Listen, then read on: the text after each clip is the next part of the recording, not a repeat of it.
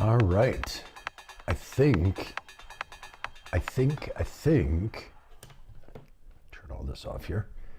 I think we should be okay. Let me know if you can hear what's going on. Yeah, let me know if you can hear voice. It looks like everything here looks like it's coming through correctly. Hopefully the sound from the music sounded like it was going through correctly. Hey everybody, welcome to another Saturday. It's like 2 in a row. It's crazy. Can't remember the last time I did 2 in a row. But yeah, welcome. Good to see y'all. Switch over to a little bit more friendly view here. Yes, there's lots of gear, but let's switch to the let's talk about gear mode. So yeah, welcome. I wanted to reach out to everybody on this Saturday and chat about stuff. I was watching a whole bunch of videos recently. We'll get into that later about why. But first and foremost, before we get into anything, please put in the chat where you're from. That's my favorite part about this is I already see that we have Oslo, Norway, and a couple people that I know where they're from, so they're from other places. But yeah, go ahead and put in there where you're from. I always love to hear about that.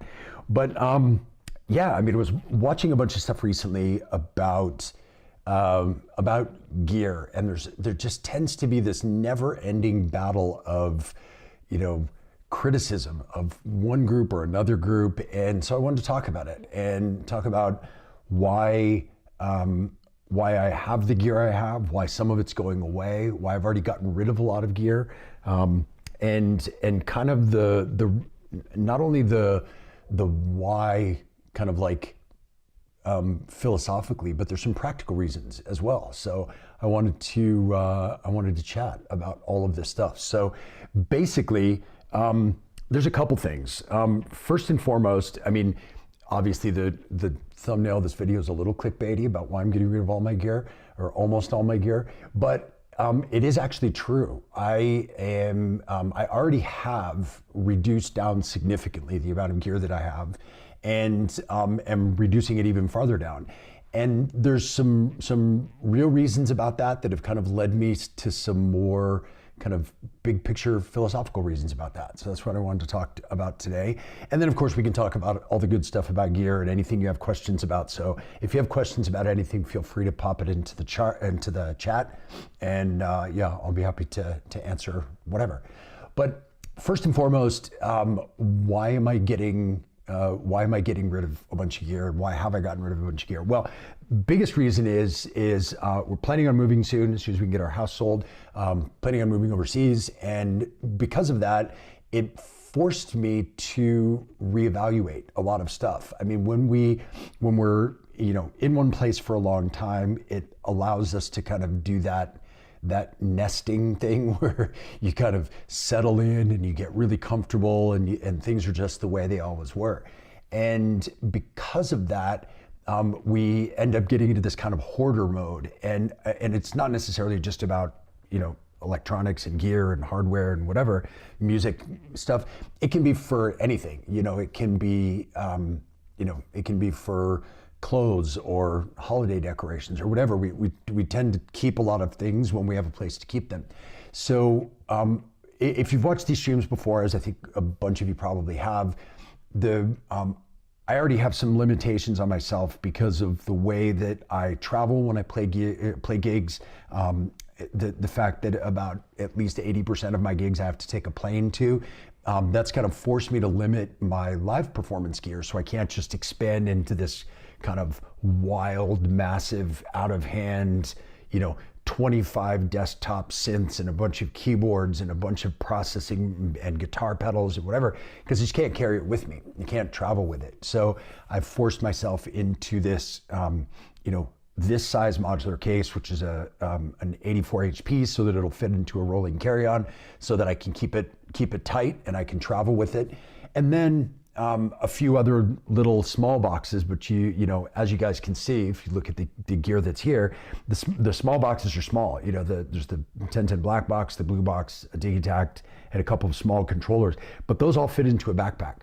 And so that makes for a relatively compact and portable setup. Now it's not minimalist by any means. I'm not going to say like, yeah, I'm going to make all the stuff that I'm going to make, and I'm just going to use like one synth and one kick drum. It's not about that. It's about trying to limit myself to what I can carry and take as carry-on a plane. And that's kind of where this whole live setup has come from. And so that's kind of gotten me to this amount of limitation, at least as far as travel and performance rig. But then I started looking at, when we were thinking about moving, I started looking at studio stuff and what stuff am I really using versus what stuff did I get because it was an amazing piece of gear and I thought it was really cool and I wanted to use it and I got inspired by it for a while and I used it for a few things and then it just kind of like faded away and I started keeping it just because it was there and just because I had it. And the more I started to think about that in the context of moving, that I kind of needed to get rid of stuff, but it also put me into this mindset of sometimes it's a good idea to just reevaluate what we actually use. And you hear this in the context of what do I need to make music? Well, nobody needs anything to make music. This is an artistic venture that we're doing in this music making. So putting that out there is none of this is necessary. This is all kind of preference and I would like and wants and kind of first world problems. So I don't want to get into what do you need to make music versus what do you not need to make music, because nobody needs anything. Nobody needs to make music. It's just a thing. But by getting into this kind of mentality of what do I actually use? What do I have just for the sake of having? And those things that I actually use, why do I use them, right? What's the reason that I have them? And sometimes it's because they're inspiring. Sometimes it's because it's a classic piece of gear that gives you this kind of feeling of nostalgia, or it's a collector's thing, or it was your first piece of gear, or there's all kinds of reasons to keep stuff in. And none of those are wrong or right. They just are what they are. And this is going to be a personal decision for everybody, obviously, what gear you keep. But when I started looking around and I realized that I had collected a lot of stuff over the years that I was holding on to a lot of just because I liked having it, or, it looked cool and, I had it in my studio for so long or whatever. And then when I started to evaluate things like that, the other layer that kind of came to me is like, I have these amazing pieces of musical gear or these amazing instruments. And I'm kind of doing them a disservice by not using them and by having them sit there. And every once in a while, I would sit down and play my polybrute and have like an amazing session of playing the polybrute. But other than that, it would kind of sit there a lot.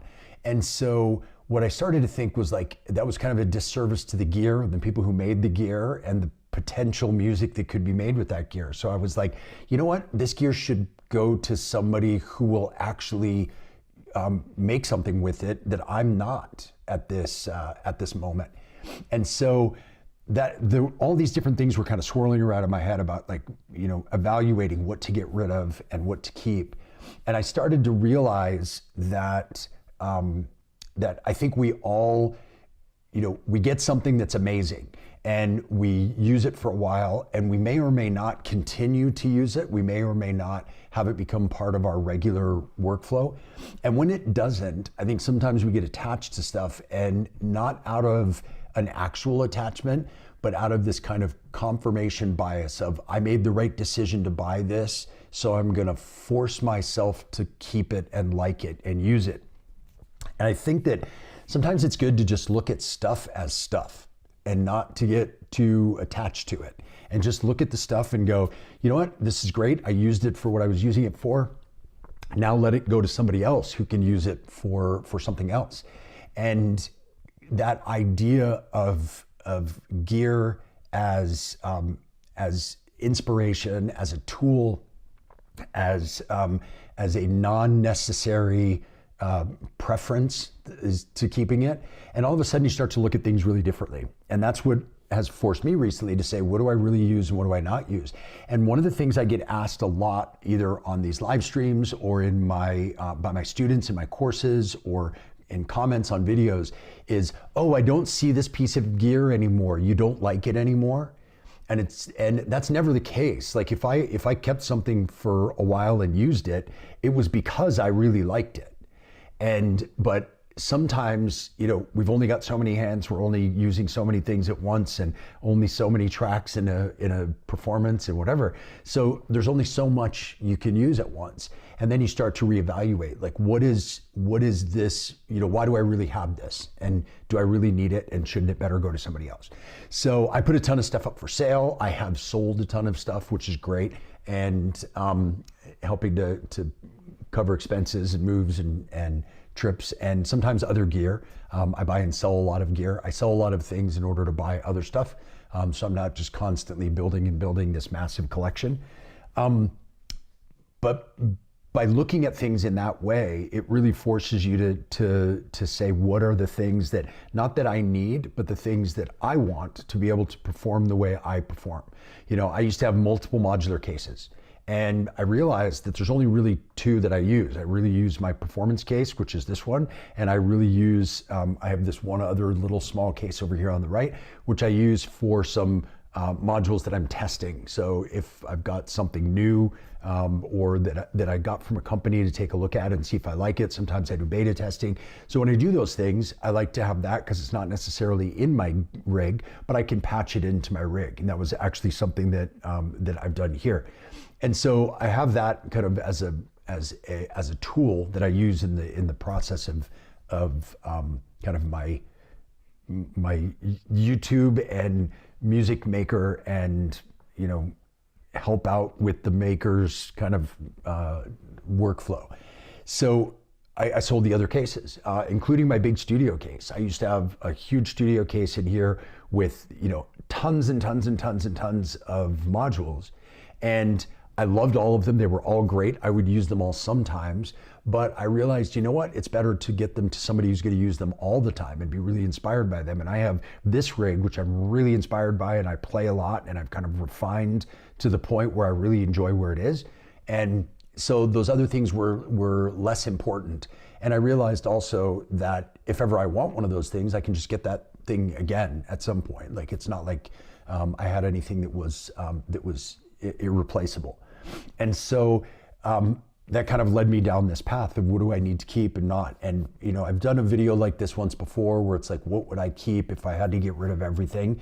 And that's changed over the years. It used to be the analog rhythm was my one thing that I would never get rid of, and I actually sold my analog rhythm.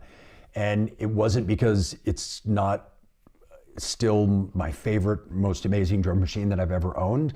It's just that I wasn't using it. I had moved my drums into my case here. I was using this to write and to play shows and to get ready for shows and practice and perform and teach courses. And so I just wasn't using it anymore. So I felt like it should go to somebody who was going to use it. And included in that is this idea that we kind of evolved through our music making, I hate to say journey because it sounds so hippie, but through our path of making music, where a few years ago I didn't have any drums in my case. It was all voices. It was a much smaller case, and I was using voices and an external drum machine or two, and also multiple voices.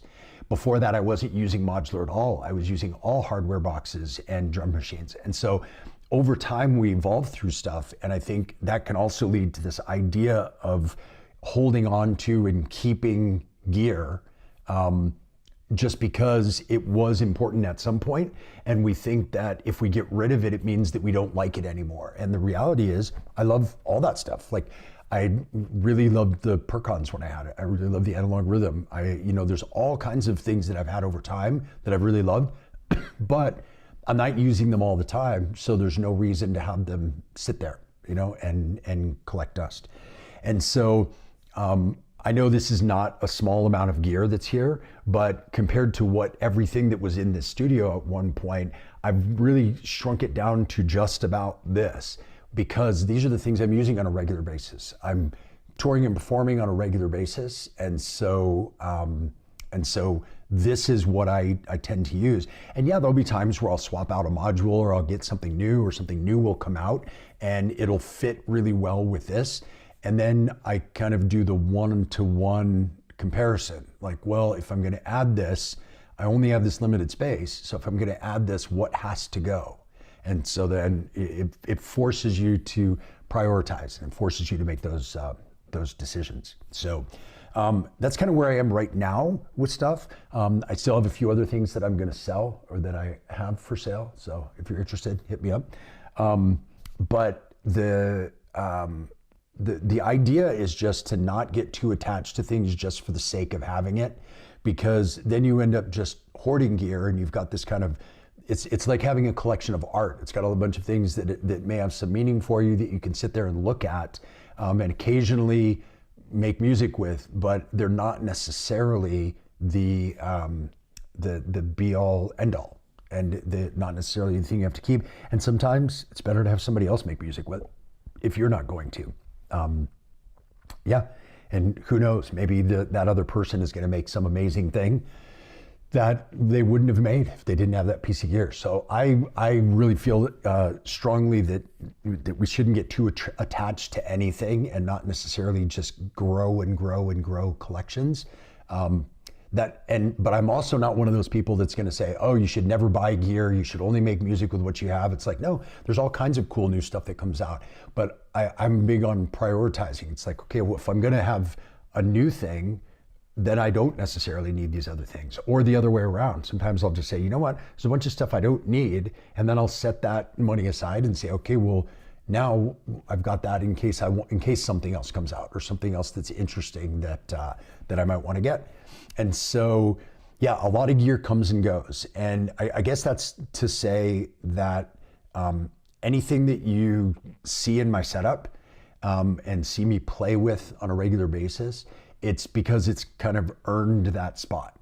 And it's not just because it's part of a collection, but it's kind of earned a spot in the limited space of a case, or in the limited number of machines that I can carry on with me, or things like that. So anyway, that's kind of how I wanted to start this conversation. And if you have questions or comments or thoughts, pop them into the chat, because I would love to see what everybody else is thinking. And I'm happy to talk about which gear I still have, and which gear I've gotten rid of, and why. Because again, and I will always say, this is always kind of a personal decision, right? Not every setup is right for every person. Not every piece of gear is right for every person, or wrong. And so there may be something that didn't fit with the way I'm doing things now. It's not to say that it's not good. It's just saying that it didn't fit for me at this point. And there's things that I have sold and repurchased, and I'm sure that will happen again at some point. So I'm actually kind of thinking about that now. There's one of the things that I sold recently that I'm thinking I want to buy again. But yeah, happy to chat about any of this. Let me just catch up with the chat here and see. Oh, Mehmet, thank you very much for the tip. Super nice. Getting rid of all my non-flagship items. Yeah, helps you focus on your favorite tools. Yeah, and I kind of, it's funny, I kind of look at it the opposite way. I focus on things, and then I say, okay, well, I'm not using the other stuff, I'm going to get rid of it. Rather than say I'm going to get rid of things to make me focus, I kind of say, okay, what am I really using? What am I actually using in my music making, in my teaching, in these videos, all of that stuff. And then that's the stuff that stays. And sometimes it'll be like a one-to-one swap, like a new thing might come out that's better at doing a certain thing, so that'll swap stuff out. But for the most part, I try to keep it limited to what I'm actually using, kind of on a regular basis. Let's see, is this a giveaway? That's not a bad idea, I should have done something. But no, that's not the plan. I have about 3% of the gear on screen. Yeah, and again, this isn't about how much gear you have, it's about why you have what you have, right? you know, if I wasn't touring and performing regularly, I wouldn't have this, right? I would have something else. If I was just kind of jamming for fun, I might just have like a little modular setup and a little groove box, and that would be, you know, that might be exactly what I need, or maybe just like one Electron machine, or a, I don't know, an MP3 or an OPXY or something like that. But this serves my purpose, but again, that's not for everybody. What else? Not the rhythm. Yeah. I mean, it was, you know, it's still an amazing drum machine, but it was not getting the use that I felt like it deserved. So it has found a new home. It's really hard to sell your favorite synths though, even if it just sits there untouched. Yeah, I mean, and again, I'm not saying you have to. And this is not a video about like, you shouldn't have any stuff and it's bad to have gear, and you know, the music industry, corporate consumerism, blah, blah, blah, blah, blah, blah, blah. This is not that. To each his own. If you have something that you want to keep for whatever the reason, because you use it all the time, because you like to look at it, because it has sentimental value, because of whatever, keep it. Absolutely, you should keep it. You know, this is not a thing about any judgment about why you should or shouldn't have anything. But I did want to talk about where I'm at the moment and see kind of what that feels for everybody else, and if you guys are feeling something similar. So anyway, never part with my DX200. Never sell my Octatrack. I get that. Never sell your Octatrack? What if they came out with a Mark III? Would you sell it then? I don't know. Hey Herbie, what's going on? Good to see you in here. The problem when I sell stuff the next day, I regret it and feel I need it. Yeah, I mean, again, this isn't about you have to do it or don't have to do it, but you got to do what's right for you. Prefer to keep, and maybe one day I need it. That's that mentality of we all keep that box of cables that we don't have the thing for anymore because one day we might need the cable, and then eventually when it comes time to move, you just have to chuck them all in the garbage. So yeah, it's we all have those things. Let's see. What are you looking to repurchase, and why is it the Octatrack? It is the Octatrack, actually. And for it's going to be a reason that's very hard to explain because because I can't talk about this thing. I'm going to be working on a project over the next couple months where the Octatrack would be really helpful to have for this piece of gear that I'm working on the release for, which is going to be coming out in the next few months. And so I may end up getting an Octatrack again just because of that, just because I want to be able to use it with this piece of gear that I'm working with a company on. So we will see. You still use the analog heat? I do not, actually. And this goes back to kind of like sometimes you find something that replaces what you had. So the analog heat I was using as kind of the output end of chain for my whole live performance. And I actually started using the, the Polydactyl Versio from Noise Engineering, which is a 3-band multi-band processor. Has multi-band compression, which I don't really use. And if you've watched these videos, you know how I feel about compression on end of chain. But what it does have is a master saturation and a limiter.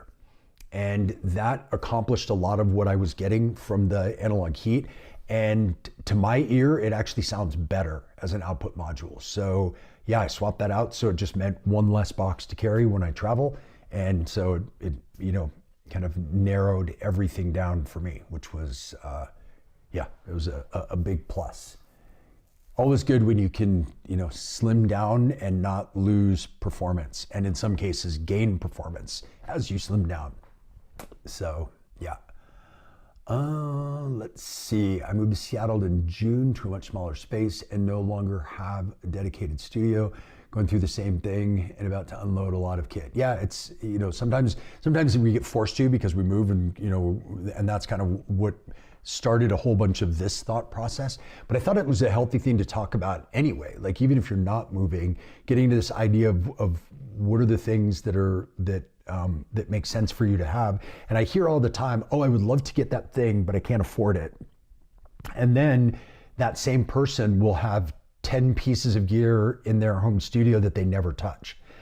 And it's like, it's kind of like saying, I don't have enough time to do it, but there's other people doing it and they have the same amount of hours in the day. So they've just prioritized differently. They've decided that, making music is more important than being on social media or going out with their friends or reading a book or watching a TV show or watching a movie or playing video games. They all kind of prioritized making music, and so then making music becomes the thing. And then other people say, I don't have time to make music, but then they do have time to do some of those other things. And so sometimes you just have to prioritize. And I feel the same with gear. Like if very often those pieces of gear, I think with a few exceptions, because there's some things that are like astronomically expensive, but I think in a lot of cases, if there's a piece of gear that you really want and you've got a whole bunch of other gear that you're not using, you could probably sell that stuff and get yourself pretty close to that thing that you want. So anyway, let's see. I've been thinking about getting rid of a few things too, even some things I recently purchased secondhand.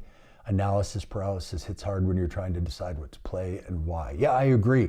And I think that's why it's important to evaluate, and to just take a look at your stuff and say, am I using that? I had to stare at my polybrute for hours and I was like, I'm just not using this thing. I love it. It's one of my favorite synths of all times. I can play it for hours and just get lost in it. But it was just kind of sitting there and I was like, man, I need to sell this to somebody who's going to make amazing music with this all the time and who's a way better keyboard player than me and all that stuff. So I did. And I think the same goes for a lot of other gear. And it's not like I get asked often, and this is partly why I wanted to make this video. I get asked often, is it because you don't like it anymore? And it's like, no, I can still like all of it. It's like, I like a lot of different foods, but I don't eat all of them at every meal, right? You kind of pick and choose and you say, you prioritize and what are you hungry for and whatever. And it's kind of the same thing. Like there's a lot of gear that I like and a lot of it that I don't have anymore because it's like, what? I like it. It's really cool, but it wasn't high enough on the priority list to keep.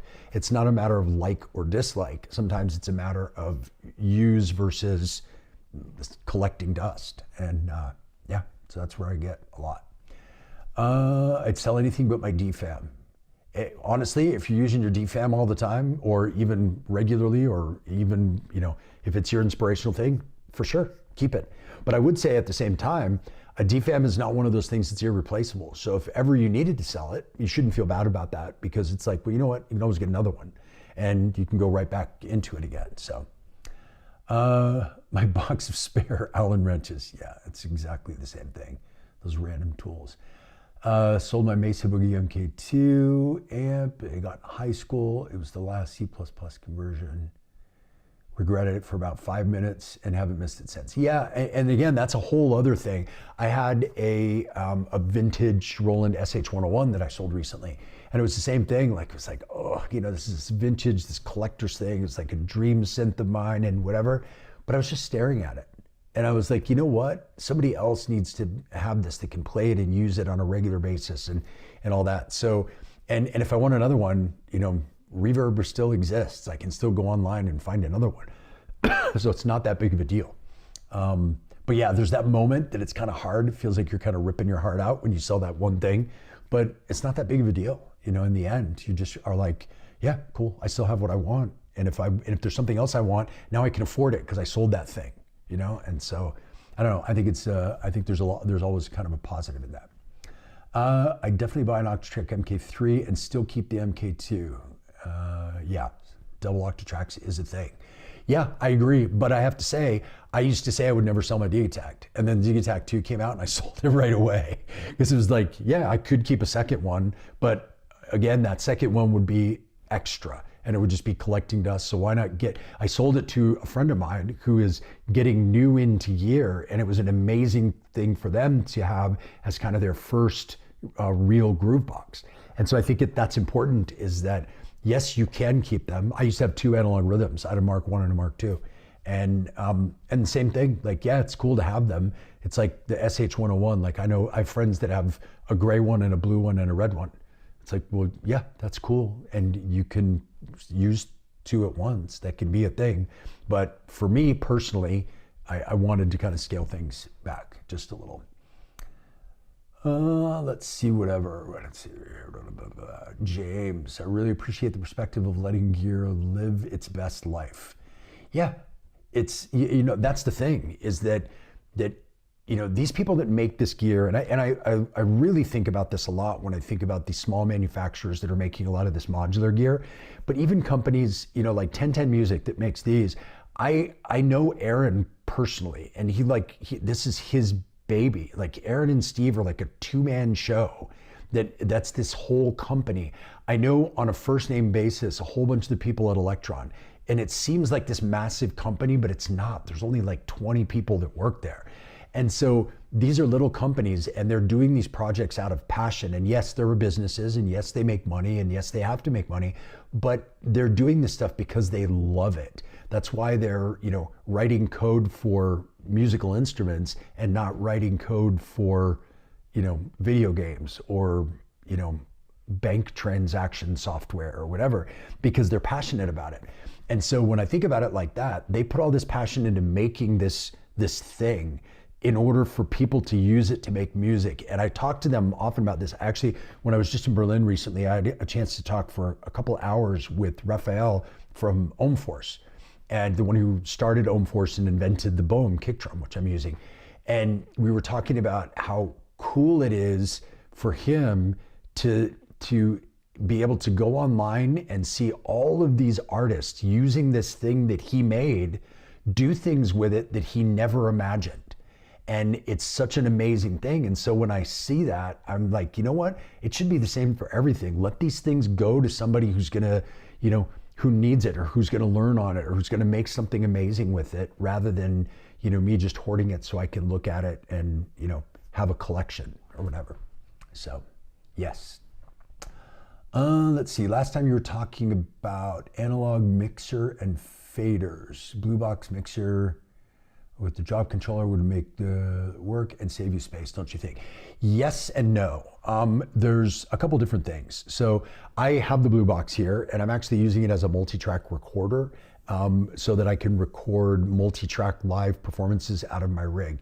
You probably can't see in this mess of cables, but there's a module under here that's called the I/O, and I have every single track of my case going out to a different track in the blue box, so that when I'm jamming or performing or playing or recording something, I'm multi-tracking everything into that.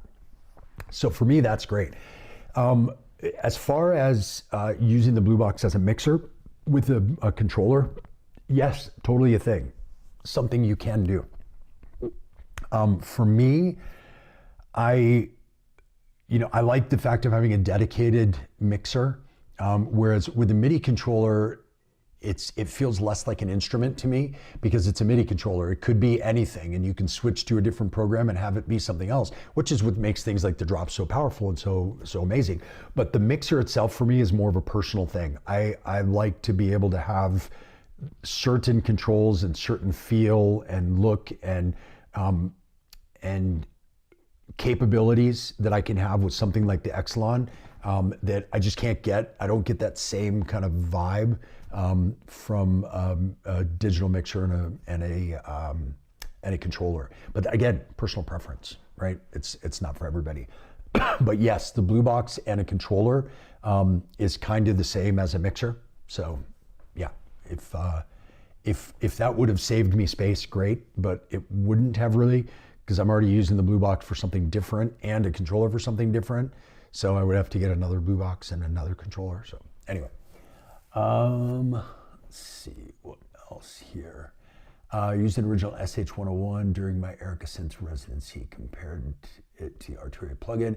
Plugin's close enough for recording and stays in tune. Yes, and that goes back to this kind of practical thing. Like I'm big on hardware and gear myself, because I'm kind of a workflow fanatic.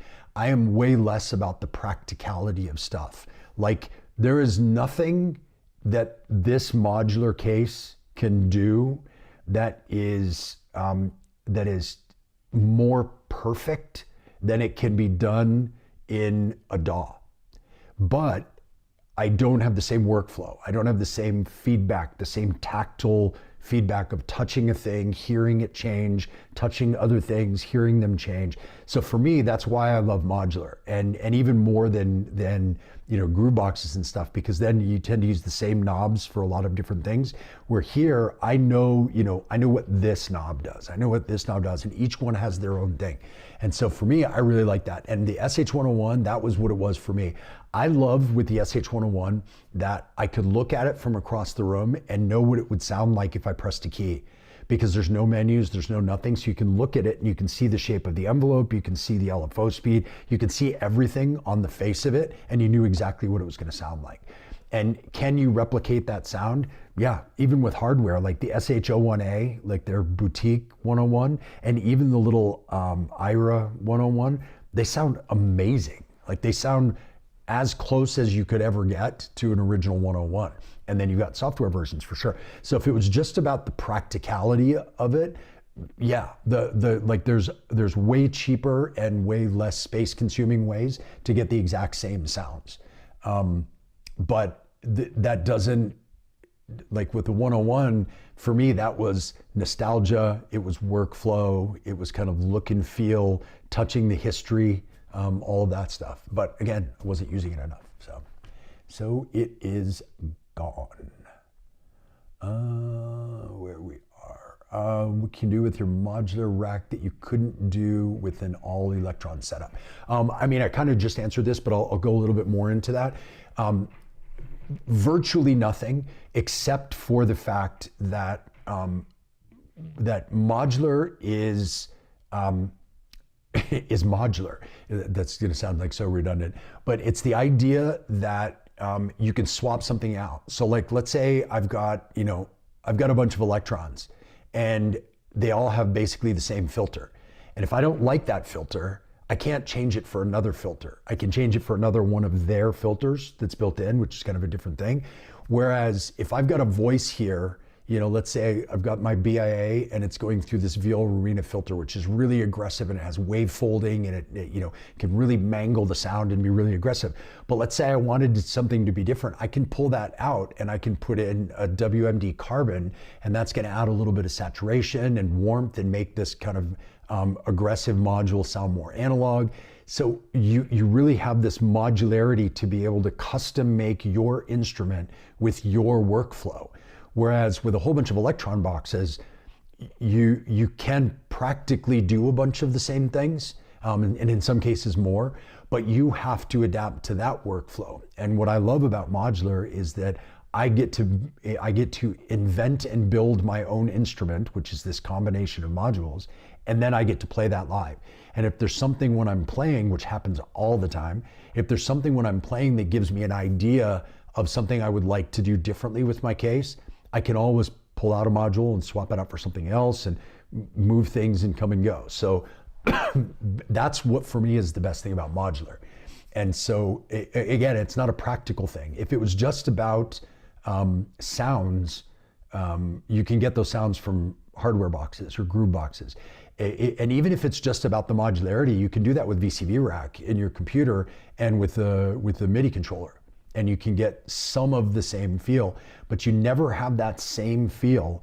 Like anybody who's played a Moog Model D versus using the Model D app in your phone versus using a Model D plug-in on your computer with a MIDI controller, those are not the same experience, even though the sound is almost exactly the same. So it's not just about the sound. It's not just about the end product. For me in particular, it's about the inspiration that you get from the instrument, and it's about the workflow that leads to whatever music you're gonna make. And for me, I don't get as inspired when I'm using a computer. I don't get as inspired when I'm using a MIDI controller and a soft synth, or even a groove box. I get way more inspired when I'm using modular. And so for me, this goes back to when I had a whole ton of gear in my studio. I found myself always going back to this rig, always going back to this modular that I had really dialed in a way that is really my playing style, my workflow, my sound palette. And so I would always go back to this instead of trying to find other combinations of stuff. So that's why for me, yes, you could do that with a computer, with an iPad, with your phone, with a bunch of electron boxes. There's all kinds of ways to do this, but that's why I prefer modular. Let's see. In all fairness, you're definitely right in making me reconsider which gear I should keep. Yeah, I mean, this isn't to tell you to keep or not keep it, but I just want everybody to think about this a little bit. What do you think about the Oxy Coral? I love it. It's sitting right here in my case. I don't know if you can see it on screen. It's kind of dark over there, but it's right here in my case. I love the flexibility of it. It is not a perfect module. It is, in my opinion, it's one of those things that it does so many things that it does too many things for the number of controls that it has. So it kind of goes against that whole modular ethos of I like the knob per function thing. But I'm trying to figure out a way that I can get through that. And I've got some workarounds for it that I use on all the channels. I use the same synth model so that the knobs are basically the same no matter which track I'm on. And then I just end up having 8 mono synths in there, which I love. So it just gives me a lot of additional voices in a really small space.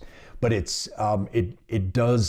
you do sacrifice a bit in the workflow because there's so much with a limited number of knobs. So those knobs have to be repurposed for each model, and they're not always the same thing. So that's what I think about the Coral.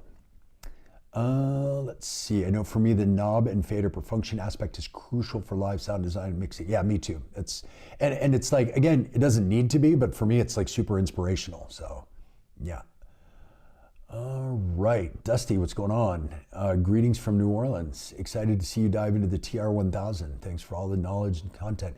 Yeah, all this talk about getting rid of things. Sometimes you get rid of things because when something cool comes along, you can get it. I'm fortunate that I have a TR-1000 arriving on Monday, and I can't wait to get back into it, or get into it. And so this video next week will probably be my first week with the TR-1000 video, but it's a pretty intriguing piece of kit. Problem with the Blue Box and MIDI controller is the lack of MIDI CC additional settings to the Blue Box. Yes, agreed. Have you ever considered using an iPad because it could save space and also provide lots of flexibility? Yeah, and I have tried using the iPad for different things. For me, again, this goes, I sound like a broken record here, but this goes back to that idea of I get inspired by the tactile sensation of playing an instrument like this. It's why I love Moog synthesizers, right? I had a Sub 37 for a long time.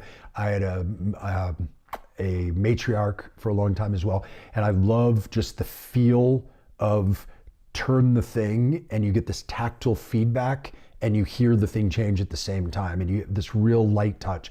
I don't get that at all from using iPads with touchscreens. And so touchscreens already are a challenge for me playing live because when you get hot and sweaty, they don't respond the way they're supposed to your touch. But then also you lose a lot of the precision and you lose a lot of that tactile feedback. So that's why for me, the iPad is not really an option, but again, personal preference. Like some people aren't as needy as I am where it comes down to like needing to have the feel of something. So yeah, iPad would be great. Let's see where we at here. Crazy topic today. Yep, crazy. Good to see you again. What I found special with modular is that you can connect the same voice, so many different sequencers, and each one always brings you to totally different things. Yep, and again, that's another personal preference thing. Like I have friends that have so many sequencers in their case, and each one is sequencing a different voice and for different reasons, and they act different ways. In my setup, I use the Oxy One to sequence everything because I like to have that all centralized. But there's people that like to have it, decentralized and in their case for each things. And I think both are amazing, right? It just comes down to what's your best workflow. Like in that way, it's really cool because that becomes its own kind of whole instrument, including the sequencer, which I think is really fun. One of the things I love with the Oxy One, if you can see on the screen here, is that like I can use a multi-track for drums and I can look at patterns and see how they're going to interact with one another before I bring the instrument in. And so that for me is really cool, seeing the interaction of instruments. And I can't do that if I have different sequencers. I used to have the Metron sequencer from WMD, and that one's great for this as well, because you've got lanes next to each other and you can kind of pair things up and say, okay, I see how these work. So I see what that rhythmic pattern is going to look like. Like just as an example, let's see here. Like if I just use a regular like 4 on the floor kick, which is this bottom row, I just have it on an 8-step sequence.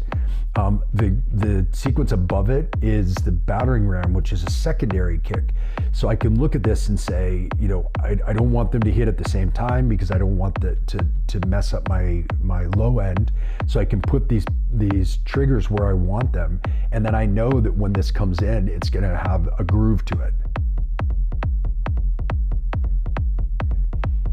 Right? Or I can take those out and I can say, I want it to do this. And I can see much better here. Right? Because I've got that there, and it really helps me playing live because I don't cue when I'm playing live. So to be able to look at stuff visually, see what it's gonna sound like before I bring it in, and the same thing works with like the other sequencers on here. So like this one is for the BIA.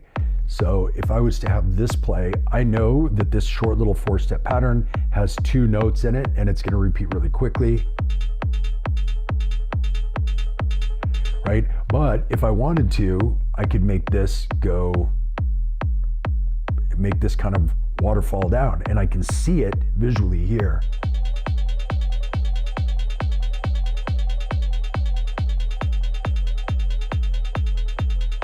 Right, so you get that visual feedback, and that's one of the things I really love with the Oxy One. And I lose that with a lot of sequencers, especially like one that I really love is the Euclidean circles, but it's for me, I don't see what it's doing. You can kind of see, but it's you have to really pay attention to it. With this, I can get a really good picture of what's happening, so that I when I'm writing stuff on the fly, I don't have to be able to hear it. I can just see it visually. So. Anyway, where are we at here?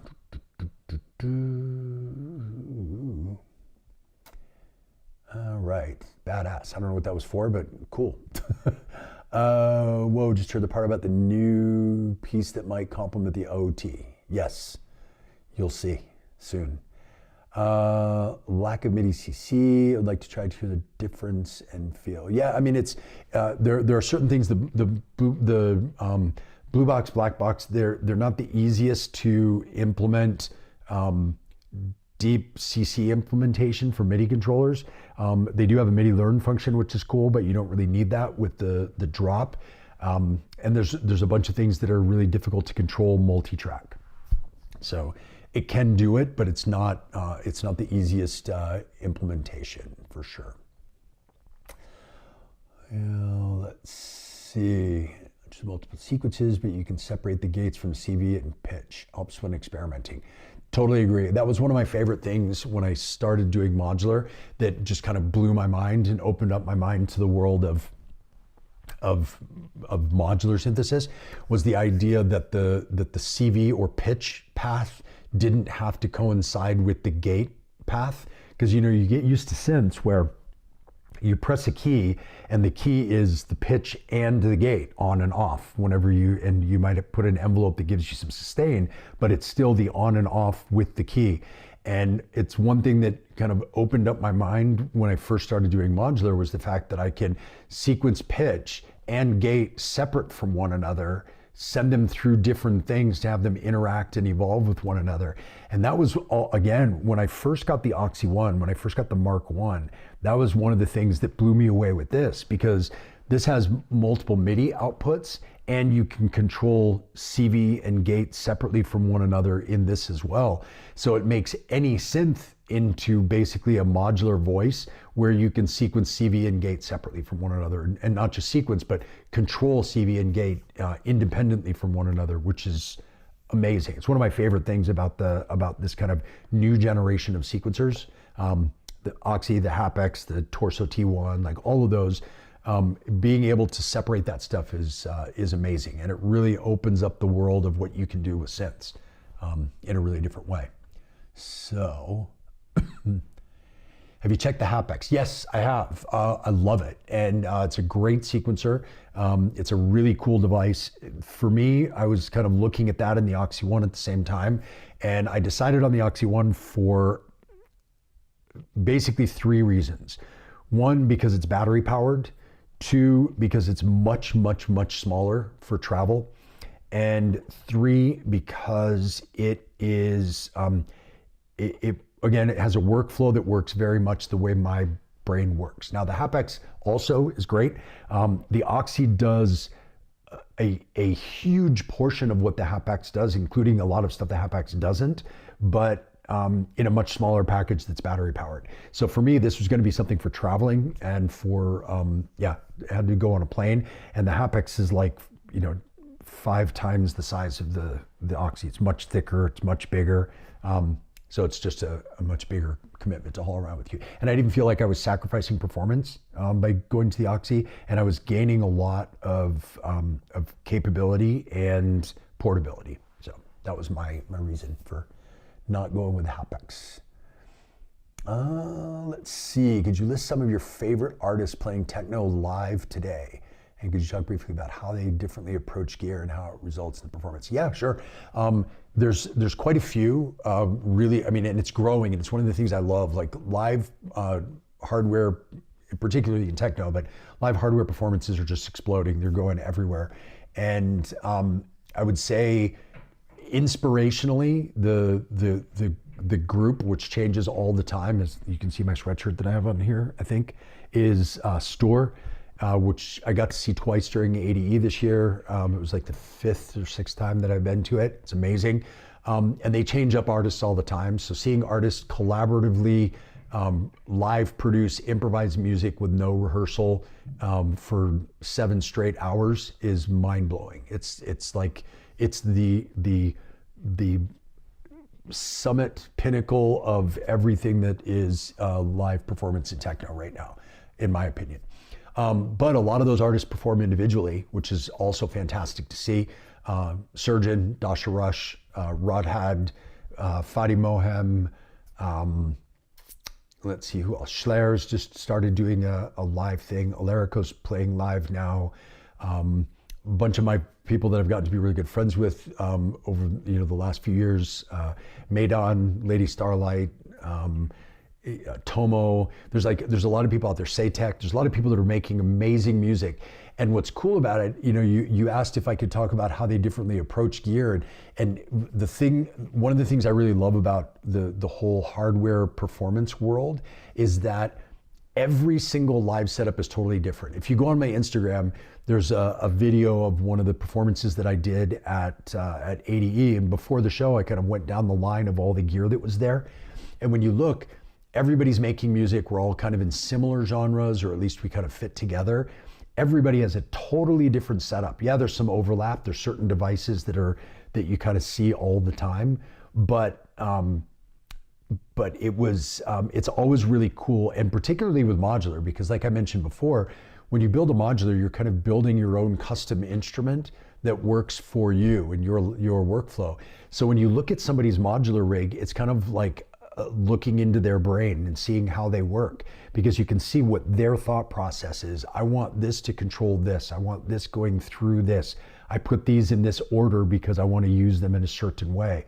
And so that's all really super interesting. And everybody that I've seen play recently does it completely differently and approaches it completely differently. And I think that the other piece of that too, and we talk about this a lot in my course, which, by the way, little quick shameless plug, the November session of my course starts tomorrow. The video course is already live. The calls start tomorrow. So if you're interested in signing up, do that today. If you use code ADE at checkout, you can save 20% off the course. And this will be the last one for the year. So definitely, if you're on the fence about doing it, join in. We've got a great international group this time. So I'm looking forward to getting started. But I would love to see a bunch of you in the course. And we talk a lot in depth about how to set up and prepare and get ready.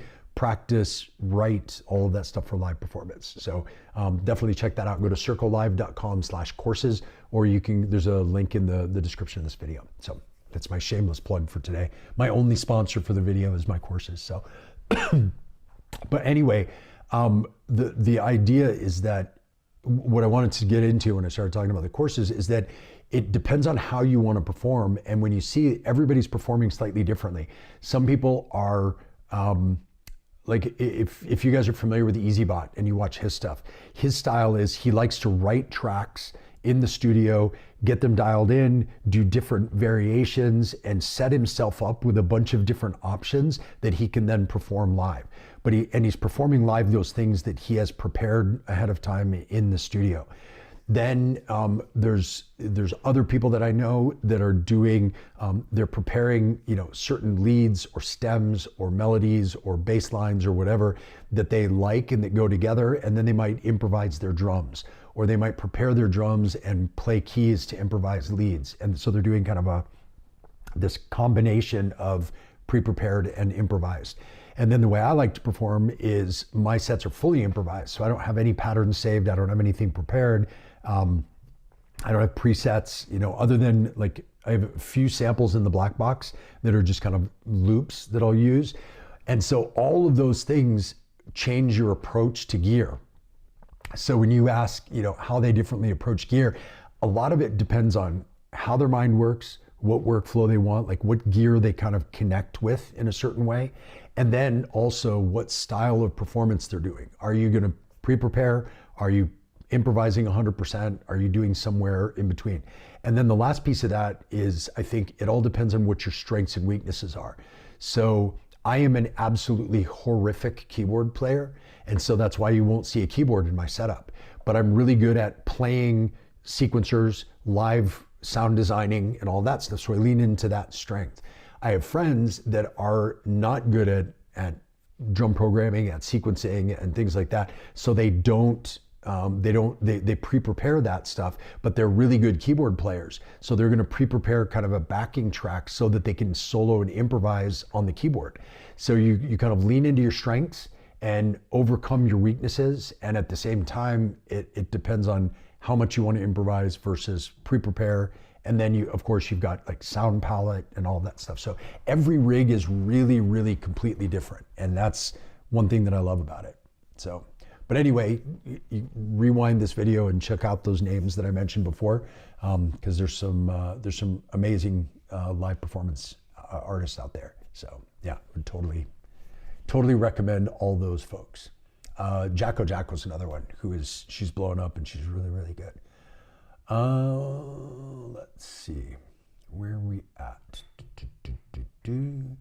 Exactly why I regret buying a Torso T1 instead of an Oxy one. So hard to keep track of multiple instruments. Yeah, and the T1 has some things that it's really great at. Like if you want to do things that are fully randomized or generative, the T1's really cool for like getting ideas started and keeping things going like that. But it lacks for me a little bit of the control that you get with the Oxy. But again, it's just for different mentality, different workflows. Some people love that one because of what it does. I actually know people that sequence drums with the Oxy and have a specific voice that they sequence with a T1 just because it happens to fit that workflow better. But yeah, all personal preference. Let's see, recently made the switch from the Hapax to the Oxy for live and it feels pretty similar. Yeah, they are very similar. Still haven't sold the Hapax. Well, yeah. I just saw recently Krista Bourgeois, who's like one of the big Hapax power users out there. She's been playing live with her modular and her Hapax forever.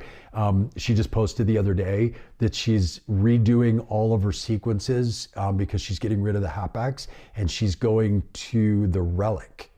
And so she's replicating all of her sequences from the Hapax into the Relic so that she can stop using the Hapax. So again, it's just, there's going to be instruments that you click with and instruments that you don't. And that doesn't say anything pro or con about the instrument itself. It's just about your connection with it, and go back to the food analogy. What might be my favorite food, you might be allergic to.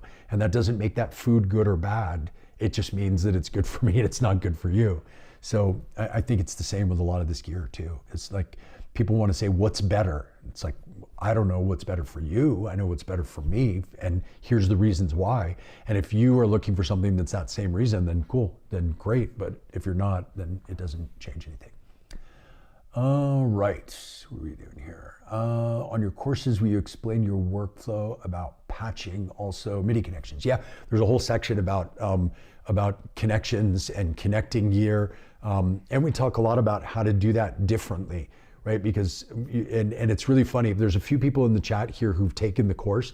And one of the things that I've seen that's common from every single person who's taken the course is everybody kind of reevaluates their rig while they're taking it, because they look at things differently, they start practicing differently, and all of a sudden they're like, oh, maybe I want this to control this instead of the other way around. Or maybe I want to pull this piece of gear out and put this piece in because of whatever. So yeah, there's a lot of it that's about how to connect and actually how to use your setup. It's not a how to use any particular piece of gear thing, and it's not modular specific. There's a lot of people that do the course that don't have any modular gear at all, that are just hardware boxes. Yeah, it's more about how to play improvised music and how to set yourself up and practice and get good at doing that, no matter what gear you're playing, and also no matter what style of music you're playing. It's not really, I mean, obviously it's me, so it's going to be techno leaning, but everything applies to whatever type of music that you're gonna do as well. Let's see. I think you might find the TR-1000 a superb addition to your setup, even though it is not the most portable, but it potentially could replace so many other equipment. I agree, and that's kind of the way I'm looking at it. I'm looking forward to getting started. Looking forward to getting started with it on Monday, and one of the reasons I'm excited about it is, obviously, the drum and percussion side of it is amazing, and I look forward to having all that capability and power. But it goes really beyond that. The ability to layer instruments on it, which was the thing that I always loved about the analog rhythm, was that you could layer an analog voice with a sample, and you could make really great things, and then you could resample them and save it, and then layer something else. Well, you can do all that with the TR as well, including layering 2 analog voices on the same track as well. So you could have like an analog 909 kick with an analog 808 kick on the same track, and then you can shape the sound individually so that they fit together and have this amazing, hugely powerful kick drum. So.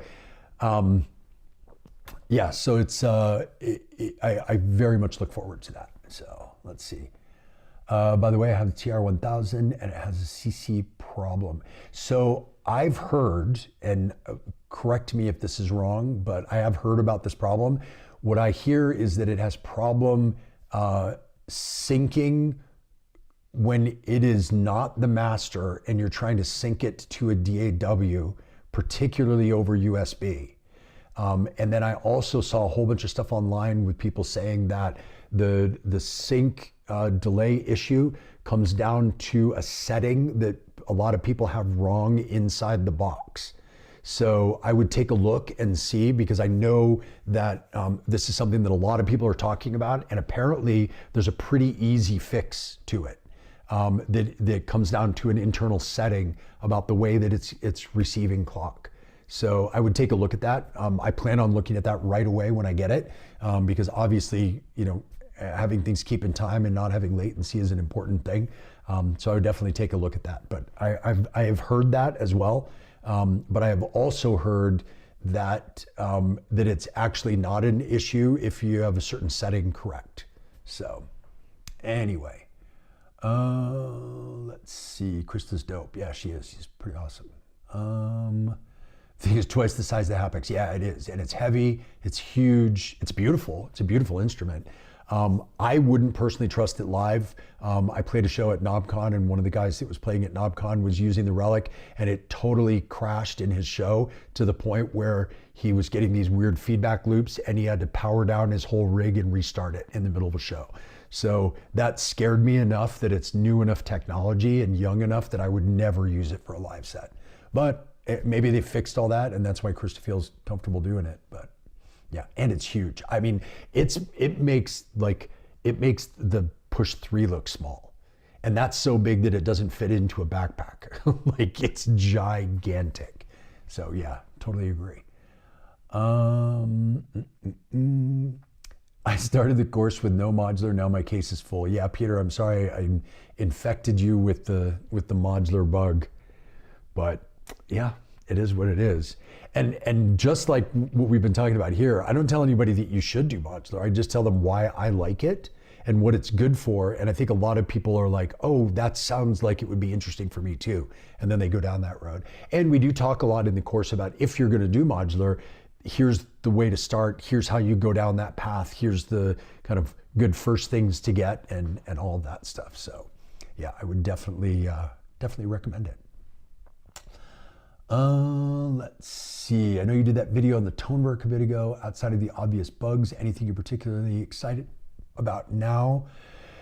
Sitting with it for a bit. Yeah, I mean, I think the thing that I'm the most excited, and this goes against something that I normally say the opposite, but something I'm excited about with the Tonework is where it's going to go, because I know that it's a very new software platform. I know that it's brand new, that they've written this whole new platform just for the Tonework, which means that it, along with any new devices going forward, will be using this platform.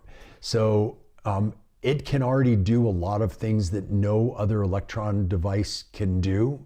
And so I'm excited because it's a very early first iteration of a new software that can already do a whole bunch of things that their other machines can't do. And so because of that, I'm really excited to see where it goes and where the platform goes, which may or may not be in the Tonework. I'm sure that any next new device that they create that's not the Tonework, I'm sure will be built on that same platform. So there's a lot of companies that do this, like they'll test something in one platform and then they'll use that in their next device. So I'm excited to see what the Tonework turns into, and I'm excited to see how that translates into whatever they build in the future. So that's what I'm the most excited about it. You know, and in 100% transparency, I don't have it anymore. I actually sent it back. And it wasn't, again, to go down this same road again. It wasn't because I didn't like it. It's because I just didn't see how it was going to fit in my live setup. I had all these ways that I could use it and that I would use it, but none of them were things that I, was lacking or missing, or that took things to a whole other level for my live performances. And so for that reason, I just decided to send it back. So yeah. I'm like, what's he selling and what's he keeping? I'm selling almost everything, and I'm keeping my live rig. That's, in a nutshell, that's the thing. Class is great value, especially considering cost of new gear, and you'll get more out of your current stuff you have. Well, thanks, James. I appreciate that. And it's, I agree. I think we talked about that in a stream a while back, that people will without thinking too hard about it, they'll spend what you spend on the course on a new piece of gear, and then they'll just sit there and only do it halfway, and they're neglecting what other stuff they had and whatever. Well, this course is going to teach you how to use all of your gear better. So it's like getting all new stuff while you're doing or as a result of doing the course. So that's my own personal take on it. The Relic website describes it as a human-sized instrument. Yeah, it is the size of a small human. I totally agree. It's definitely the weight of the small human. Let's see, I have the Relic, but it has a bunch of problems still. Yeah, I mean, that's what I've heard. And it's one of those things that, like, I don't fault these guys. Like, anything that is new and cutting edge, whether it's the Relic, whether it's the Tonework, whether it's anything, these people are trying to push boundaries. They're trying to push the limits of what these devices can do, and they're inventing new things. So they will always have issues, and like it's hard to get, you know, I have a hard time with the mentality of they owe us this or they owe us that. It's like, you know what, these people are they're helping us make music. They're helping us create new, interesting stuff. And that, for me, I think is amazing. And I'm thankful to all of them for the work they do. Even the stuff I don't personally like, I'm so thankful for all these guys. And unfortunately, like going to shows like Superbooth and you know, KnobCon and Buchla and Friends and stuff, you get to meet a lot of these people who make these and invent these devices personally. And you see how much passion they put into it. And it always kind of breaks my heart when I go on to these like forums and just hear people just shit talking these people that have spent all this blood, sweat, and tears to try to make something, you know, bring something new into the world and create something new. And people are like, oh, well, it should have this, well, it should do this, well, it should do that. And it's like, you know what, screw you. These people are trying, they're making something. So, you know, why don't you make a thing? Why don't you make a new synth or a new module or a new groove box or whatever? And, you know, nobody's forcing anybody to buy it. Nobody's forcing anyone to use it. So if you like it, great. And if you don't, well, that's fine too. Just keep your mouth shut and move on, move along, go to the next thing, go find the thing that is good for you. Instead of shit talking these guys. I actually felt really bad for the Blue Box guys, or the 1010 Music guys, because they had a really rough launch for the Bento, and they worked really hard to get it ready for the big shows. And there's all this kind of industry pressure that you have to have certain things done at certain time to do orders. And that's not really, like, they get pushed by all that, but they just want to make something amazing. And you know, they make something that's cool and new and innovative and creative and you know, elegant and all of this stuff, and it has drawbacks, and then people start criticizing them personally, and it's like, oh, it's really hard. It's hard for me to take, but yeah. Anyway, I don't shit about the rally. Yeah, no, I wasn't saying you. Honestly, I mean, I love the way you're approaching it, which is, I have this thing, it has drawbacks, and that's what it is. You know, every single piece of gear I have has some drawbacks. Like there is not a perfect piece of gear. So the thing that gets me though is when people just want to go in forums and shitpost about things that they may have not even used, and they're like, well, I heard this didn't work right, or it doesn't have XYZ functions, so those guys suck. And it's like, no, that's not helpful. Like, pointing out issues, sure, this doesn't do this thing, and then they go, oh yeah, we should fix it. Like when I was talking to Raphael from Ohm Force when I was in Berlin, I mentioned to him that one of the things that I wish that the Bohm did was, I wish you could output the kick and the groove or the rumble separately, but they all come through the same output. So I'd like to process them separately. And he said, oh, we were actually hearing that from a lot of people. And so we just put out a new firmware so that now you can actually get out of the stereo outputs, you can actually get two mono outputs by changing something in the settings, where one is the kick drum and the other is the rumble. And those should be mono anyway, so it's great. You don't need it stereo. So it's kind of a cool thing that these guys listen to what's going on and they go, oh yeah, we can do our best to fix that. You know, and yeah, and it's like it's always really interesting. So let's see, appreciate they care. Yeah, exactly what I was just saying, Mehmet, is that there's a lot of these companies, like some of the companies, they seem to, like, they put something out and then they ignore it. But a lot of these companies, I think the majority of these companies, they really, really, really care what the feedback is, what people want, what they're looking for. And so it's like having them listen, Ohm Force, Relic, you know, Electron, 1010, any of these companies, it's great when they listen to what your feedback is, and then they start to implement that stuff. And it's really, it shows that they care. And I just wish, I feel bad for them when they get hate in video comments or on Reddit or whatever, because I just don't feel like it's deserved. I feel like, these guys are trying, they're doing something. All these companies are trying to do their best. And again, nobody's making us get this stuff. Like we can choose as we want. And I think, Mehmet, the way you look at it, which is I like this, but it's got these drawbacks. I think that's the healthy way. And then stay in contact with them, and they're going to do their best to try to make that work out, because they want to have the best product out there that they can. Like, nobody's out there trying to make our lives difficult. So, let's cut these guys some slack. They're working hard. All right. Let's see, the new Sauvage engineering stuff does come pretty close though. Pretty close to what, James? Their stuff is cool, I will say. Hey, Mike Benson, what's going on?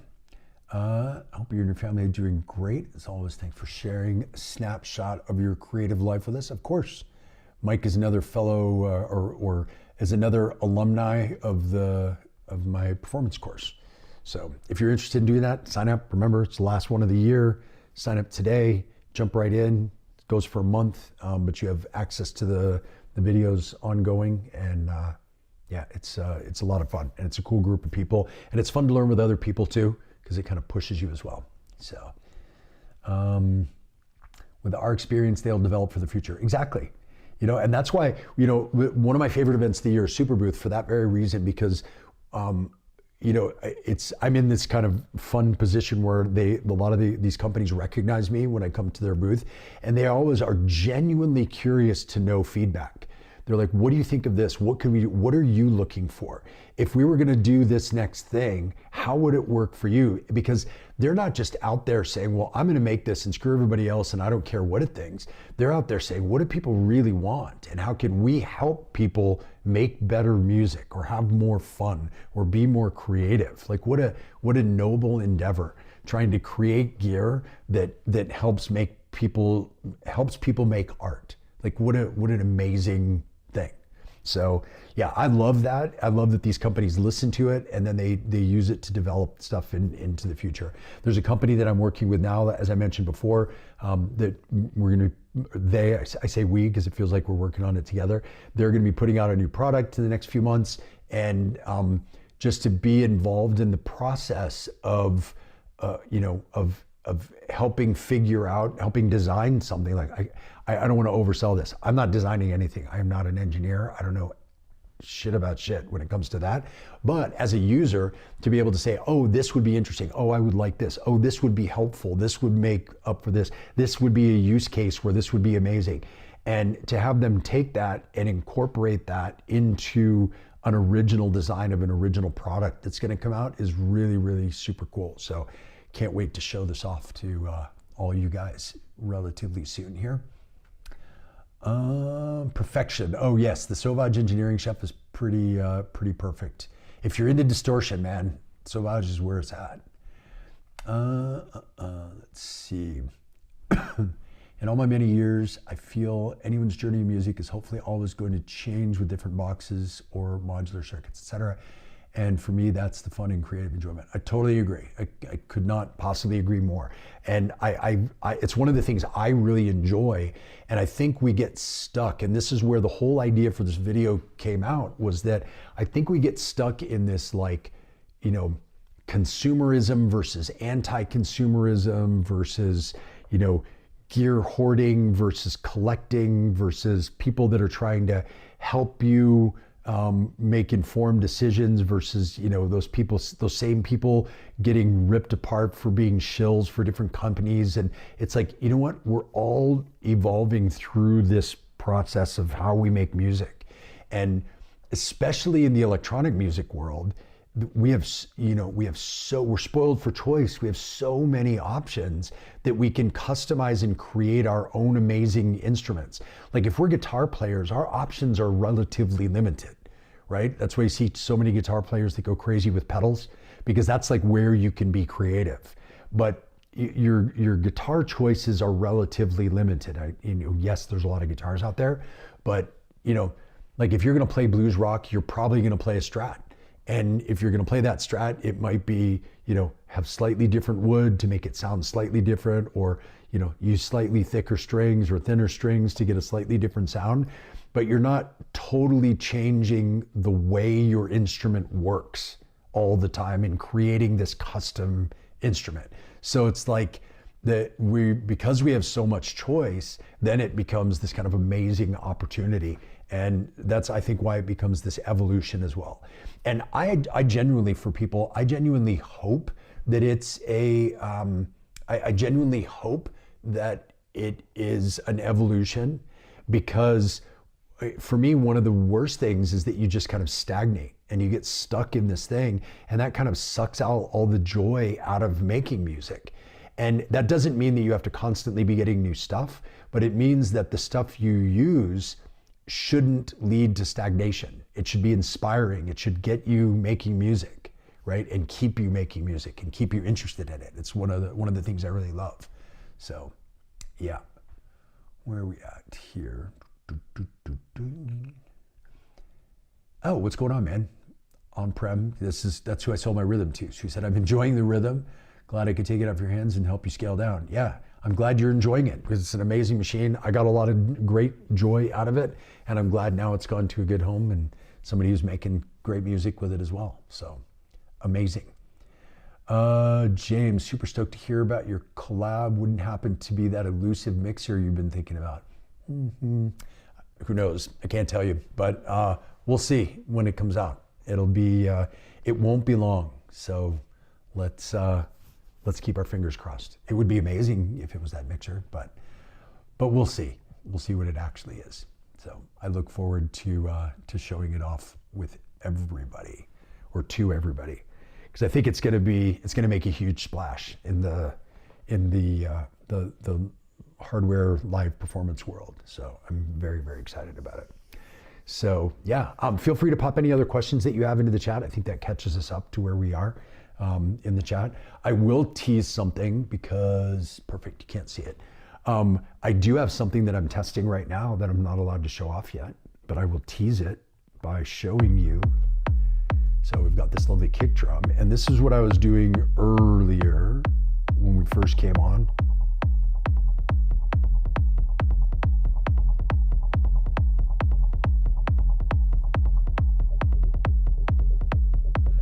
This was kind of our intro music. A little atmosphere.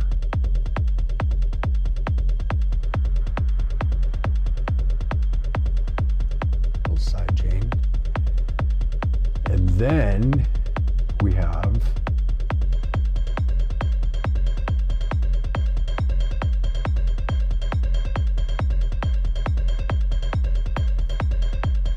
that final sound that just came in right now, that is from a brand new module that is in my test case over there, and it's patched in here so that we can mess around with it and practice with it.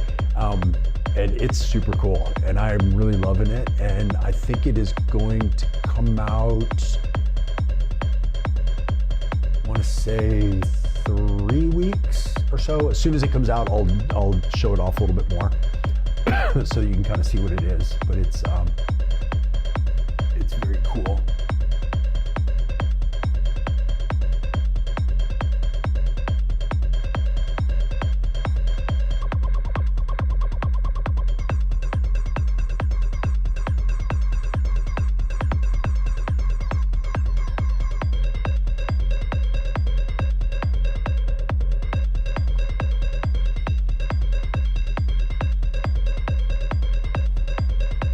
All of that you're hearing is all coming from that one module. All of that manipulation is all coming from one module. So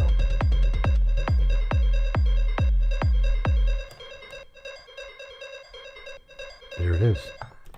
Cool. Can't wait to show it off to you guys as soon as I'm allowed to. But I'm not allowed to, so that's why it's underneath my big fat head in the corner of this screen. So Anyway, let's see, what do we have here? I have a bartender mixer. Yeah, it's a very cool one. I like the bartender. But I would like to change to Exelon. I mean, as you can see, I'm an Exelon user. I'm a gigantic fan of the whole board brain kind of ecosystem of modules. And again, 100% this goes back to what I was saying earlier, that it's totally a personal preference thing. It goes back to whatever works well with your workflow. For me, I need a performance mixer that has long throw faders, so I can actually feel like I'm performing. I like to live mix. I'm not just like jamming in a sound and taking it out. I love to have two effect sends.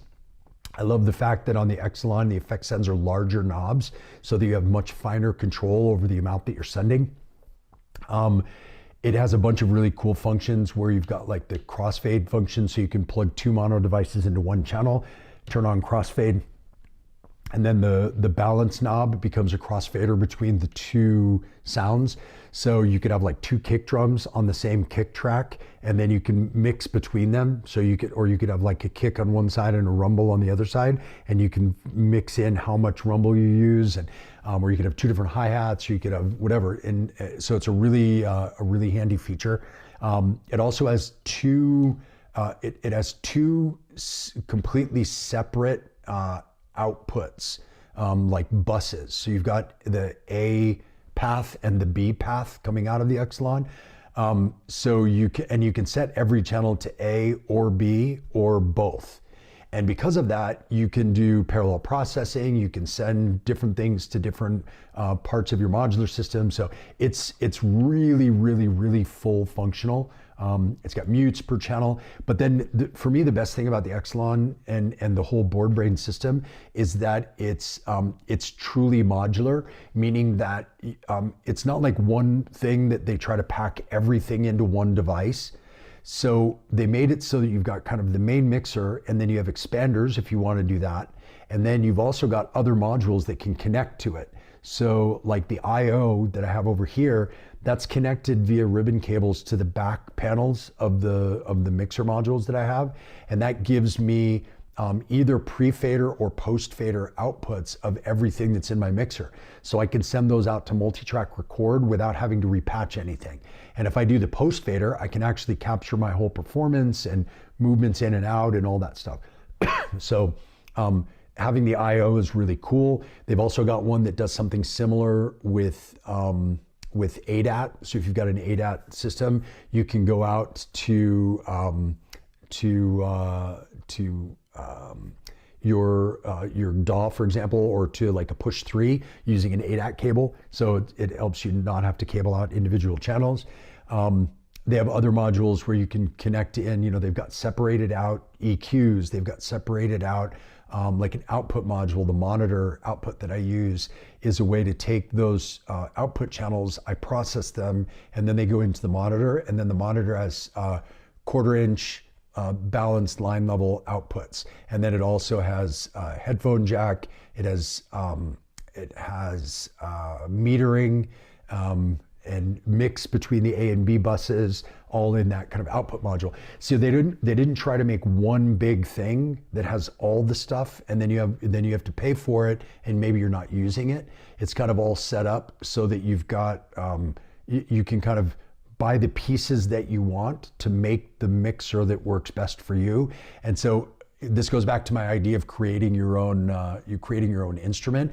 The mixer really goes along with that whole, the Exelon and this whole system really goes along with that mentality of I can mix and match the pieces that work best for me in whatever I need for my particular workflow. So yeah, it's definitely cool. What else? James, maybe wait a few months. Yeah, wait a few months. Let's see. Sounds like it's overlaying multiple oscillations. The voice that I was just playing.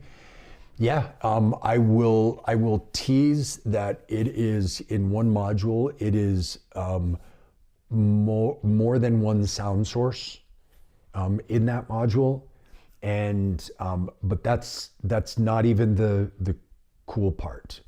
If that makes it, that's not going to make any sense.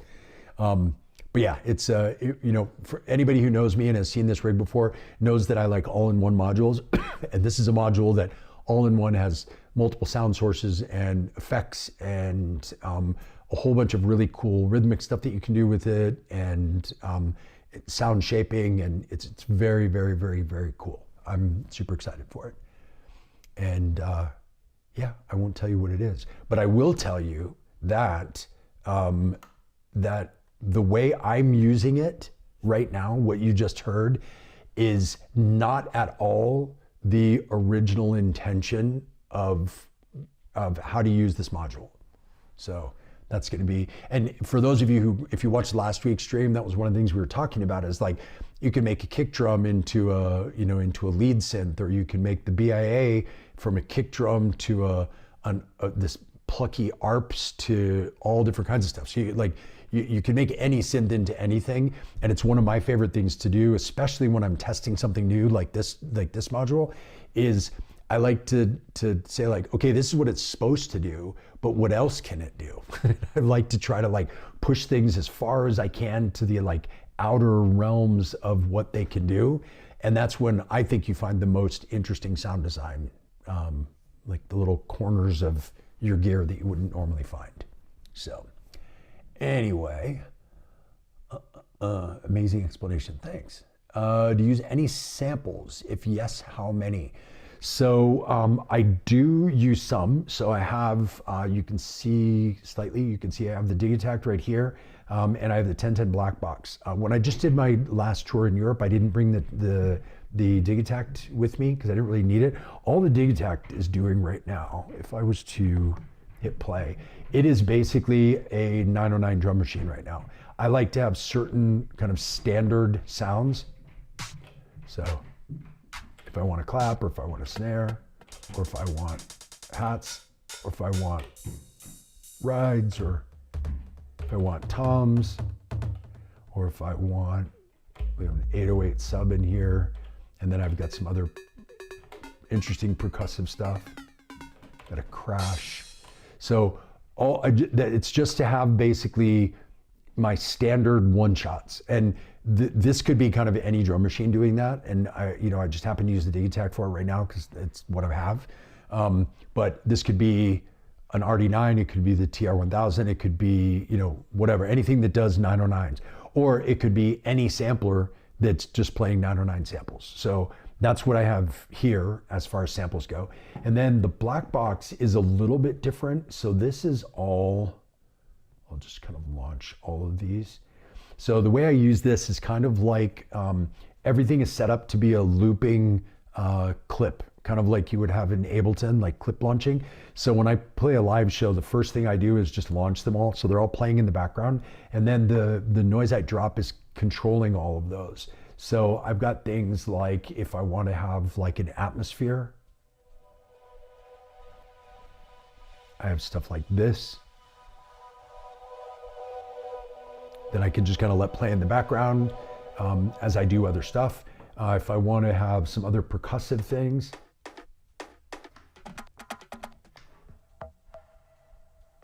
some just like kind of interesting loops of percussive stuff, then I have some kind of texture tonal things. Stuff like this. I've got vocals like this. I've got a couple of like kind of, I don't know, lead-ish things. And that's just in this bank of sounds. And I have a whole bunch of banks that I've prepared. And I try to keep them to a similar convention so that like these ones are always percussion, this one is always an atmosphere, this is always a vocal. So I may not know exactly what it is depending on whichever one I have loaded up, but I know kind of what's where so that I can get to it quick while I perform. And it's great to be able to have something like an atmosphere, like something like this. And I've got these pitchable so that whatever I'm playing, I can.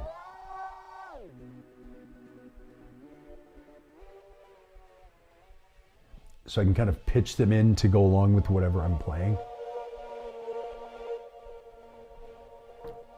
And then this is going into one of the expanders for the Exelon over here. And so that way the effect sends are shared. And this is also going through my main output path, which is going through the BOEM for sidechain. So I can get kind of like a sidechain pump. So if you hear this and I turn the sidechain up,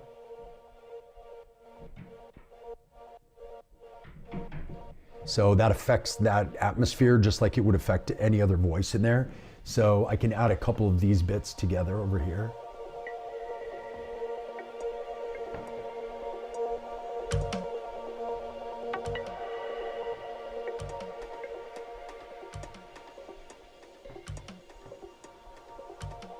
And it gives me kind of a soundscape.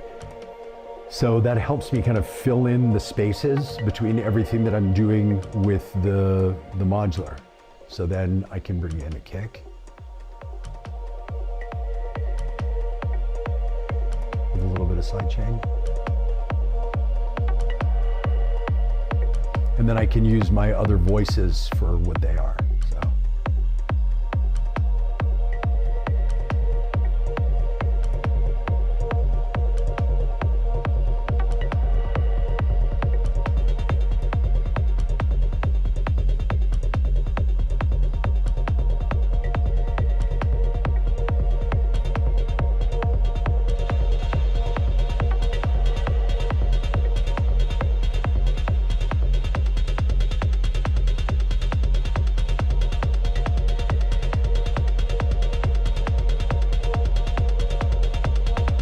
So you can hear kick drum, secondary kick, hat, this kind of rhythmic lead thing, and that kind of tonal percussive thing that's coming from the VIA.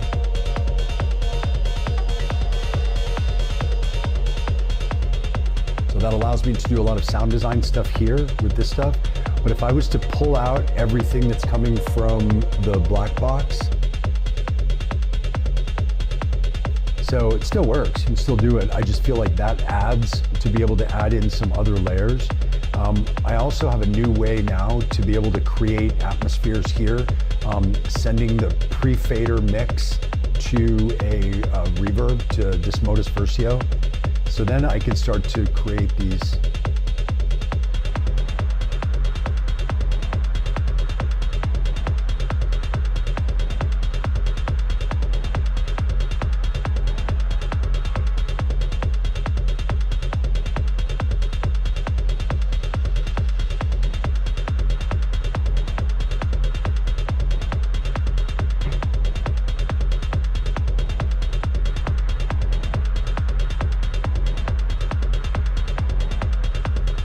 So all of that is just adding pre-fader from a bunch of different random things, going through that in order to create that background atmosphere. So I can take those all out.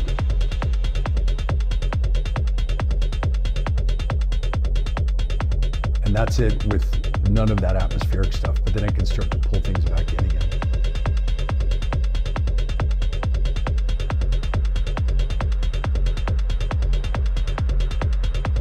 And if I pull out the actual voices themselves,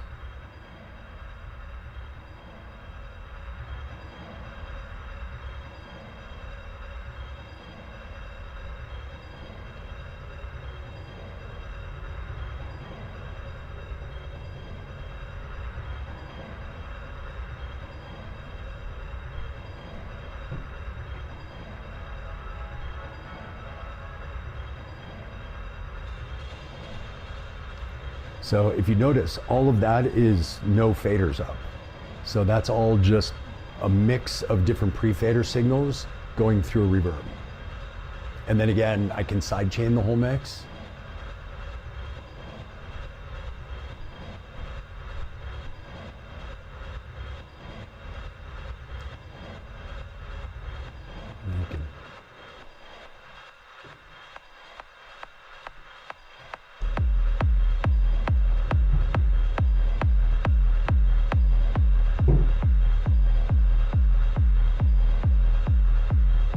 And again, No voice is up because everything that you're hearing is going through the processing pre-fader. And the cool thing about this is that then when you bring in the actual sounds and the actual voice, it's gonna fit with everything that was in the atmosphere because it's made up of it. So when I bring in the pizza, for example,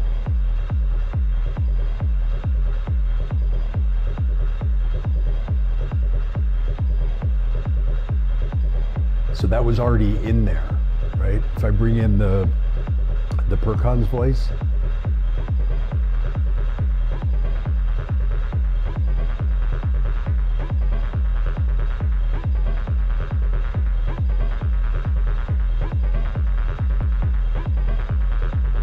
so you can see how they already fit, because if you take like, for example, the Percon's voice,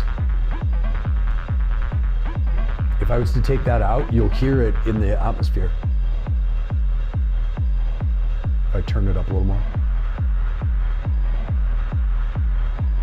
And then it comes back in.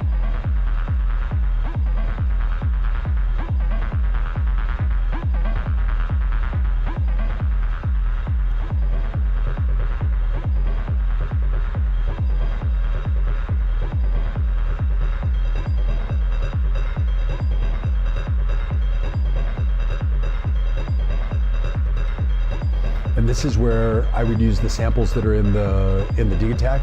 So like then if I wanted to have something that was kind of more traditional sounding, like a I don't know, 16th hi-hat.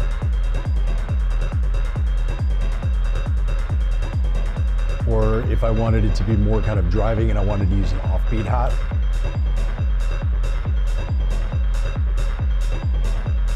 Or a ride. So I could use those kind of classic 909 sounds, and I've just kind of got them at my fingertips.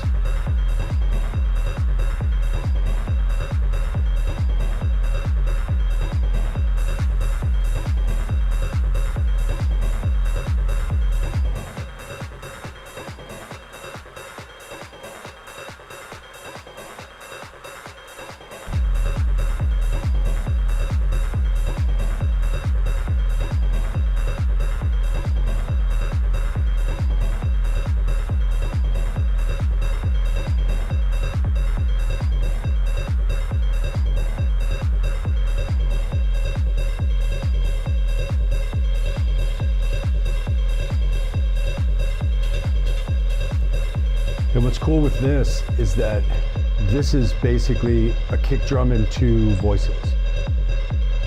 And this is without any of the samples from the black box. But if I wanted to reduce down kind of the atmosphere that I'm doing internally, and then bring back in those things from the black box,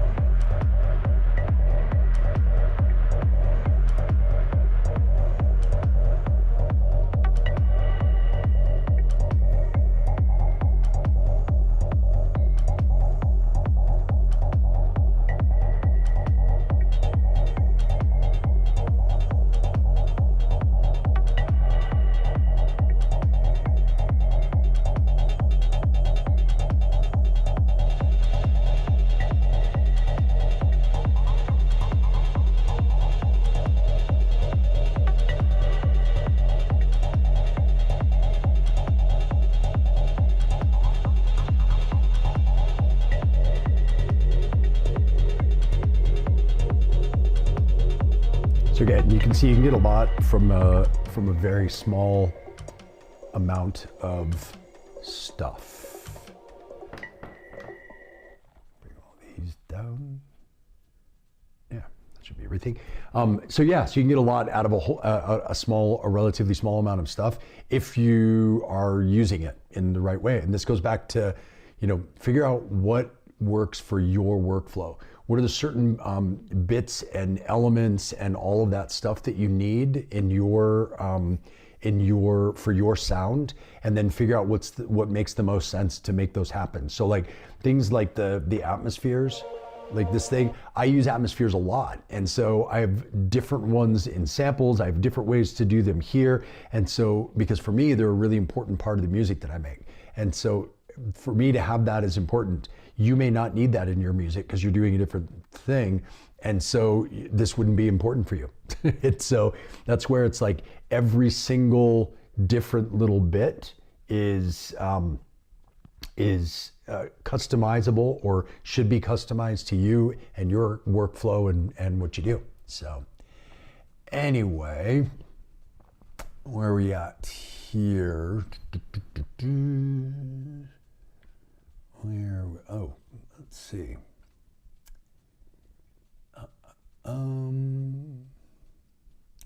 Sidechain with the Exelon, mostly I use sidechain from Nobula. Yeah, so my sidechain, that kind of pumping sidechain is coming from the Bohm. So it has the what's called the performance. So there's the main Bohm kick drum, there's the groove, which is the rumble, and then there's the performance side, and that's coming from the performance side, which I can show you guys in a sec. I'll just get caught up here. TR1000, it's coming. Kick drum deep, thanks.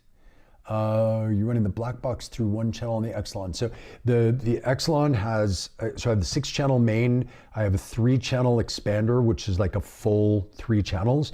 And then I have the XI3, which is another 3-channel expander, but this just has a volume knob and the 2 effect sends. And anytime I want to bring in an external piece of gear into the mix, I bring them in through this. So I've got the black box coming in here and the Digitact coming in here. And that way they each have their own volume, and I can send them through the effect sends if I want to. I generally don't, because they have their own effects. But for me, this is just a way to kind of practically get other sound into here. Sometimes when I play with somebody, I'll have their main mix come into here. So that way I maintain control over kind of final output mix and performance effects, like with the meta and stuff like that. So, but yeah, so those are all coming in on one of the channels there to answer that. Sounding like Trezor Techno, thanks. That's a compliment. I'm high only from the sound. That's it, man. All it takes is good music. I guess the Bohm is end of chain to the Golden Master and adding side chain. So I'm not using the Golden Master yet. It will be in that. Basically, the way my audio path goes is everything comes into the Exelon in one form or another. The outputs of the Exelon go into the main in on the Bohm. Then the outputs from the Bohm go into the meta for performance effects. The meta goes into the polydactyl Versio to get multi-band processing. And then that goes into the monitor, which gives me gives me stereo, 1/4 inch, line level balanced outputs, and also headphone. So yeah, that's the ending path. I will be putting a Golden Master in here at some point, just to be able to mono the bass frequencies, but I don't have it in here yet. And I'm only going to use it for bass mono. I'm not going to use it for any of the other processing that it does, because I already have the polydactyl. Let's see here. Bohm is sidechain and rumble, both, and kick drum. So if you use an LFO, it's not really sidechain. So what's the difference here is if I have, let's say I have this atmosphere that's going on here. If I do my kind of sidechain pump using this, you can hear it really extreme. That's because my kick is a 4/4 kick. But if I was to change up my kick to be a breakbeat, it changes because it's an actual side chain that's being actually triggered by the steps of the kick. Now you can use an LFO, but your LFO will just repeat at a certain speed. So you would always get the 4 on the floor pump, even if you switched up. So with this, if I'm playing and I've got this going, but I change up my kick,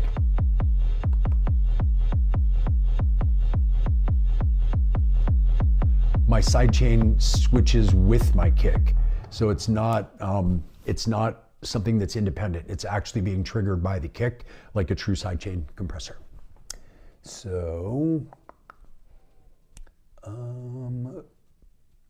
I have not implemented the Golden Master for bass mono yet. Those deep water sounds, cool. Now needs hats and a ride, yeah. That's why I kind of have those standard things there, because I get the same way. Like, I'll be listening along, I'll be like, oh, that could use a 909 ride, and then I've just got it there. So that's, for me, that's like the go-to, is those kind of standard sounds that we all know and love, because I can do all the other stuff here. Like, if I was going to do hats, I can do hats. I've got a great hat module here that I can do hats with in here.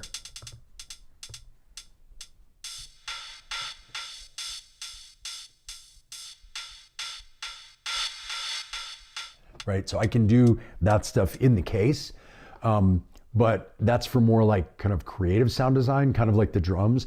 It's nice to have just your standard run-of-the-mill 909 bread and butter samples. So I like having those there. Let's see, where else we at here? I need a live stream for me. I have a lot of live streams. You can go check them out. Live sets, sorry. Yes, I have a lot of live sets, and you can go check those out too. You can check them out on SoundCloud as well, or on my website, or here on this YouTube channel. There's a bunch. Meta, which effect are you using now? So that was basically just the DJ filter, which is what I use probably 90% of the time on it. Yeah, I just like being able to have just like I love being able to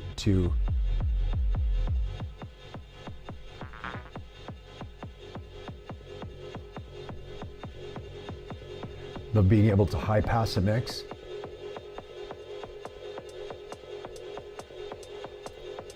And then without having to make sure that I hit the right spot, just to be able to kill and get that.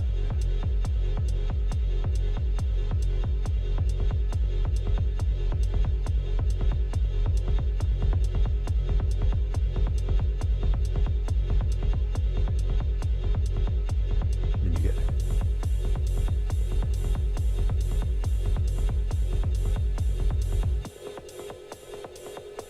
Add some resonance to it.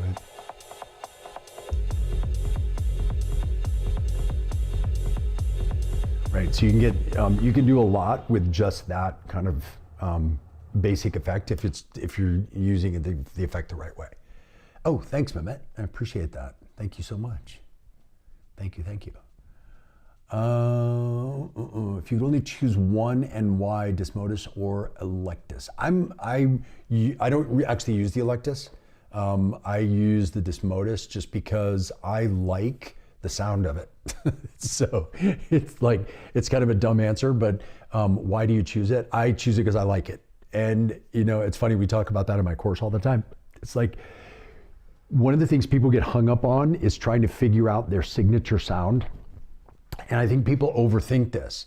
Your signature sound is whatever gear you've compiled because you liked it, combined with the sounds you get from it because you like them. And that is your taste, and therefore that is your signature sound, right? It doesn't have to be, I want to be a mix of this artist and that artist with a little sprinkle of this artist and whatever. It's like, no, don't overthink it. Find things that are appealing to you. And if you like them, first of all, it doesn't matter what other people think. If you like them, that's all that's important. You're making art, and you will find other people who like them, and then they will like it because it's your sound, not because it sounds like this other artist that they like. And I think too often we're hard on ourselves and we say, well, people aren't going to like what I like, or what if they don't like what I like, but I know they like this other person's thing, so I want to sound like that other person. And that's not to say don't be inspired. Like, I'm inspired by a lot of artists. Like, I have a lot of artists that I really love, and I actually use other artists, their sets, their performances, to steer my sound. So if I, like, just recently, and you might even hear this in what I was doing right now, just recently I wanted to get more into this kind of subtle, kind of the intricacies of atmospheres and rhythmic patterns that are really subtle, and a lot of subtlety in the performance. And so because of that, I was like, okay, which artists do I like that play like that? And so I want to go listen to some of their sets. So I went and I was listening to a Ben Clock set just recently, just like yesterday. And it's the same thing. Like, he's very much, he's kind of the king of subtlety and patience. And so if I'm looking to guide my sound towards subtlety and patience, I want to listen to some of his sets and not try to replicate them, but just kind of soak them in, so that then when I go to play, I can be like, oh, that's kind of the sound I was looking for. And I have this sort of reference of a style or a particular type of sound that I can reference from listening to another artist. And so, like, if I'm going to play a much rowdier show, and it's going to be something where the music is going to be much more kind of high energy and banging, I might go listen to, Dave Clark or Fiac, or somebody that's playing kind of hard groove, and something that has this kind of the same kind of rhythmic techno style that I love, but in a higher energy, more aggressive format. And that'll kind of like inspire me with sounds to be able to do other stuff. And each time you do that, you're learning different skills. You're learning to be able to come up with those sounds that you like. But the ultimate guide of what makes that your signature sound is, do you like it?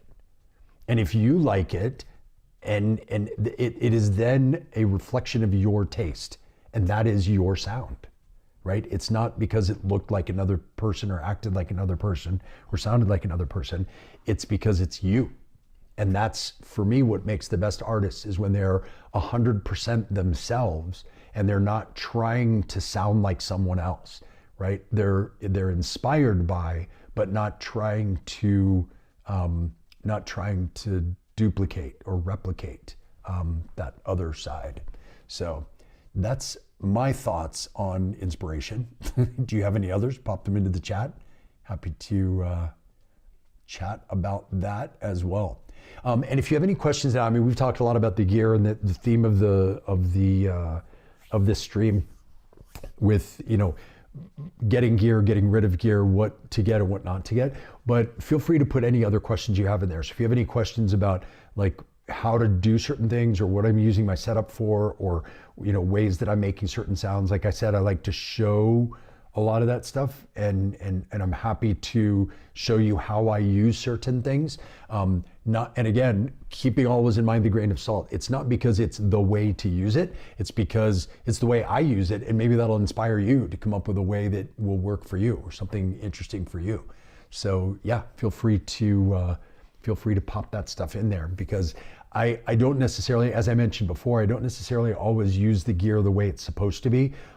Like the test model that we're talking about.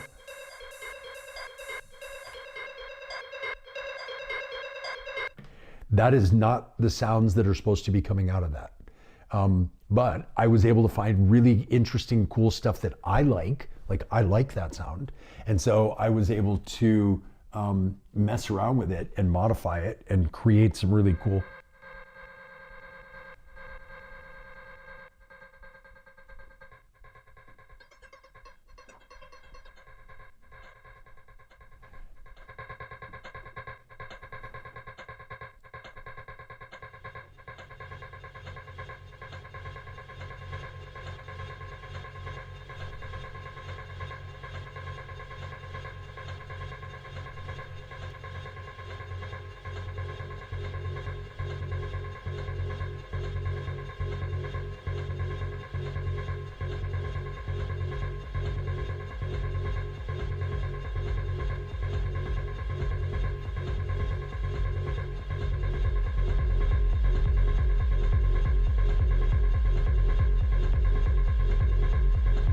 And this is what I mean when I was talking about like coming up with things that have depth but subtlety.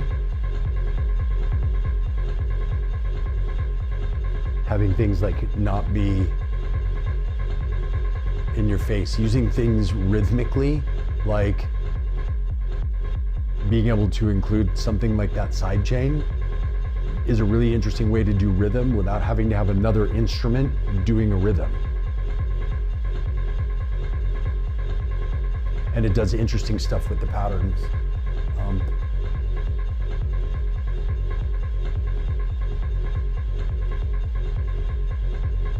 Changing up the rhythms like what I have in that other device, the other module.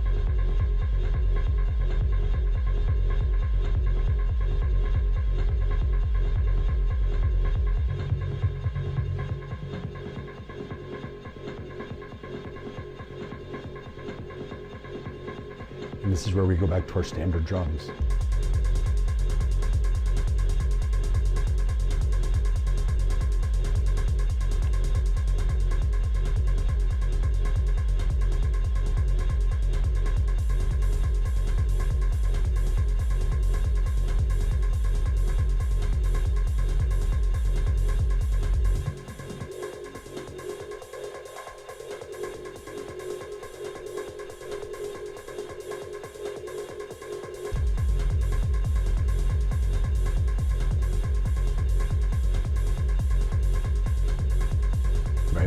Being able to be subtle with sound. So again, this goes back to what I was mentioning before, which is like, if it's something you like all those sounds are appealing to me. So that becomes my sound. So when you listen to that, it's not gonna sound exactly like anyone else, but there will be definite influences from other people. And that's kind of the whole point. All right, let's see, where are you selling the gear you're letting go? I have a couple mini desktop synths collecting dust in the studio.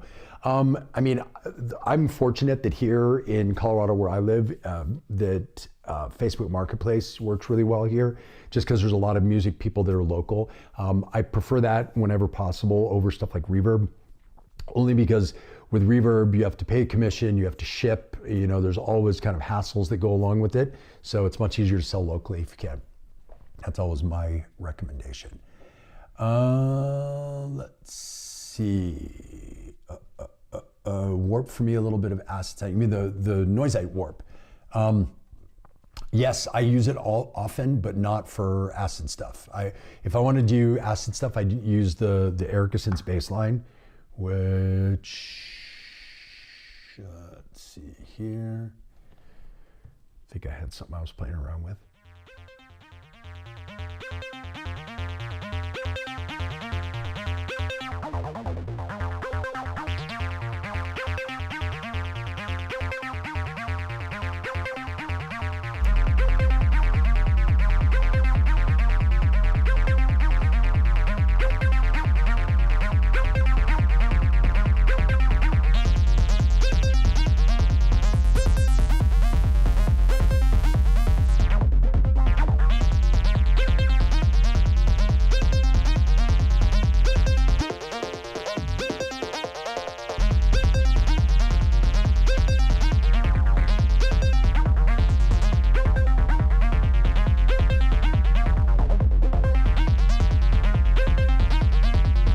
If I'm going to do acid stuff, that's where it's going to come from normally.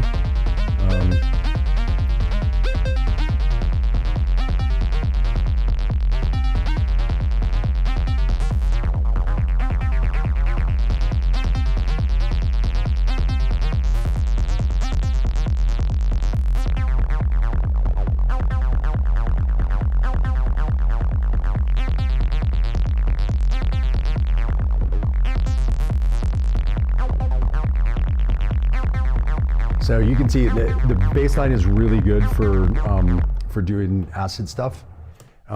So that's what I generally use.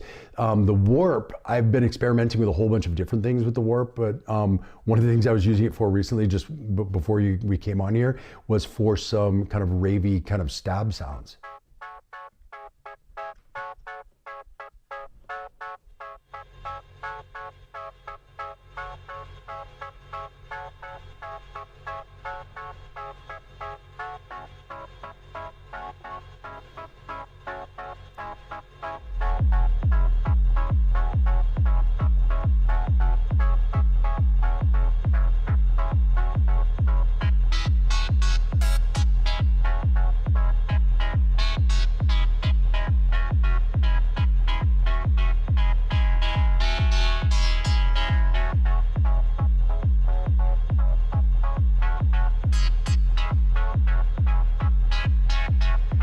yeah, you can use it for all sorts of different things. But yeah, the Warp is an amazing module because it's got so many different sound design possibilities.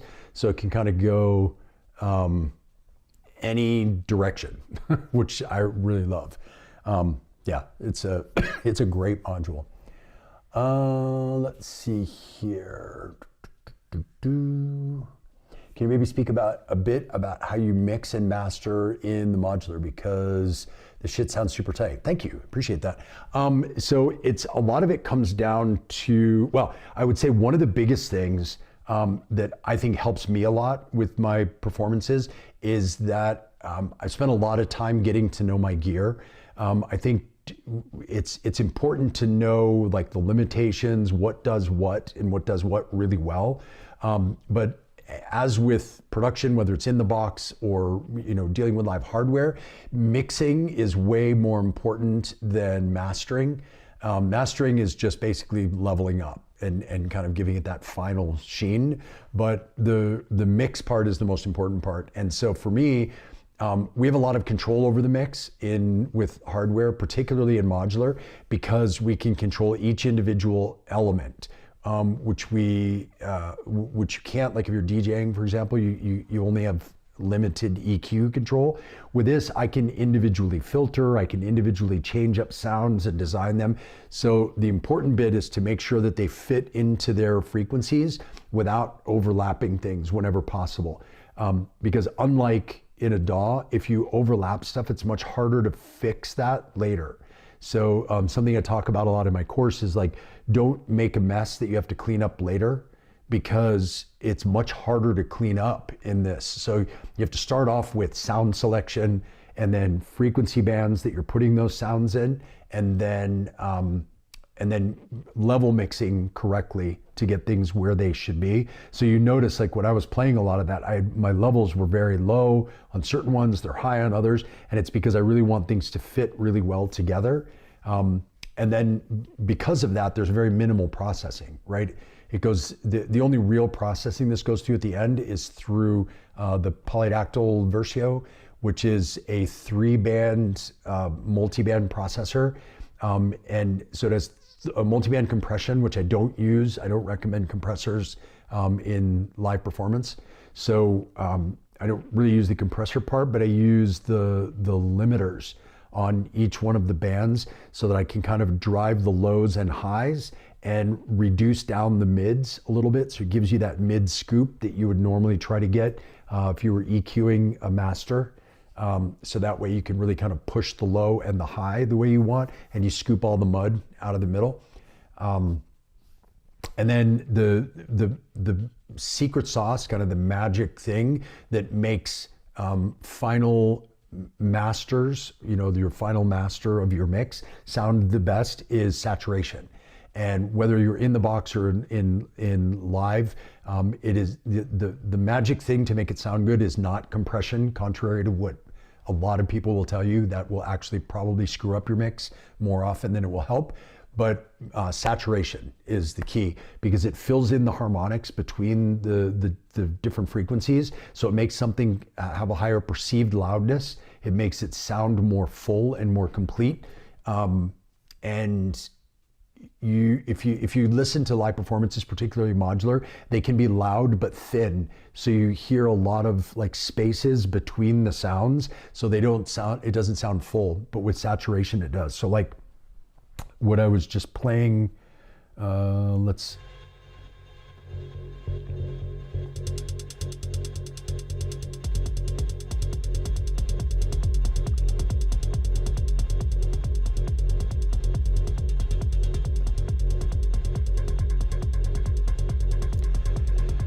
So this is the mix as it's going through what I have now, but if I take the saturation out, depending on what you're listening, you may or may not hear this, but if I take the saturation out, it thins everything down. And then if I take down the limiting drive on the low end and the high end, this is where I'm left. And that's exactly the same mix, but it's going into this without what it needs. So then I can saturate, which thickens it up, and then I can drive the lows, can drive the highs. And I can pull the mids down. And if I really push the saturation, you hear it distort. And that's not what we're looking for. We're just looking for saturation to fill in the spaces with harmonics. And that gives you that kind of rich, full sound that you're looking for, while still keeping it kind of separated out so it doesn't get muddy, if that makes sense. Hope that helped. But yeah, that's the only processing. And then everything from there is going straight into the audio output. There's nothing after that, okay? All right, let's see what else. Using matricio mode on Oxy. I don't. I'm kind of basic. I like, I'm like a 909 sequencer guy. So I like kind of traditional sequencers. So when I'm using the multi-track, I'm using 16 steps maximum, and I've got them stacked so that it's like 16, it's like 5 rows of a 909 16-step sequencer. And then when you go to the other ones that are individual voices, it's still 16 steps max. And then this is more like a piano roll, so I can kind of see what I'm doing. But I like the visual feedback. With the other modes in the Oxy for my brain, again, I find it hard to keep track of where I am, particularly in the more generative ones, because you're not seeing them linearly, and my mind works linearly. And so it's important for me to be able to see things kind of moving left to right. And this goes back to that whole idea of build your rig so that it works the way your brain works. And so, yeah, for me, my brain works linear left to right. And so that's how I set things up. But those other sequencers are great, and I've played around with them. They're fun for exploring, particularly for production, when I have time to screw around with things. But in a live performance, everything needs to be super immediate because I'm writing live on the fly. Everything is written from scratch. So I have to be able to see where I am all the time, and I just can't do that with those other sequencers. Not the way my mind works. Let's see, Hans, what's going on? Sorry if you already covered this. I'm just joining. Would you mind touching on how you use your modular mixer versus the 1010 mixer? Also, do you ever use in-ears when performing? Yes. So this will be actually a lot easier than you think it will be. I don't use the Blue Box as a mixer. So I'm only using this as the mixer, only using this. Few different reasons. This, I love the way this plays. I love the feel, the touch. I love the way the knobs are. I love the functionality of it. I love that it's all analog, which I'm not one of those analog purists, but in a mixer, I think analog is great because when you get clipping in analog, it adds this kind of warmth distortion, where when you get digital clipping in a digital mixer, it sounds awful.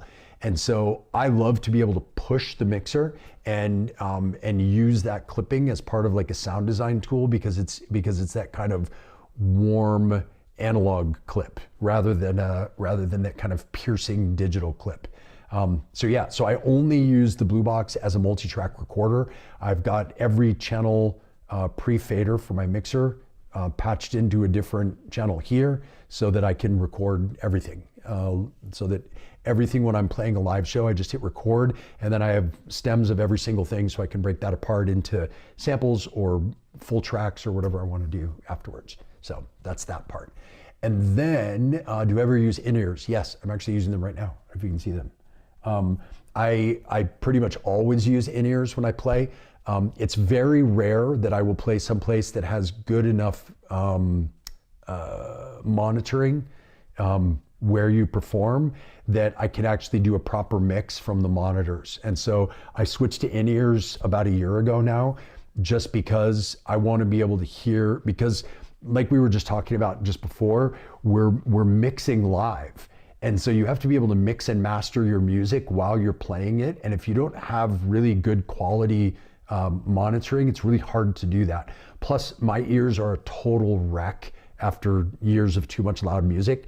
And so I have to turn up monitors so loud to be able to hear detail that it just crushes my ears. And with in-ears, because of the isolation, I can keep the volume really low and I can still feel the bass when I'm performing, but I can keep the volume really low so it doesn't make my ears worse than they already are because they're a total wreck already. So yeah, in-ears are great. I highly recommend them for live performance, particularly because we're mixing live. And it doesn't have to be in-ears. You can use a good quality headphone as well. But in-ears are great because you get the isolation.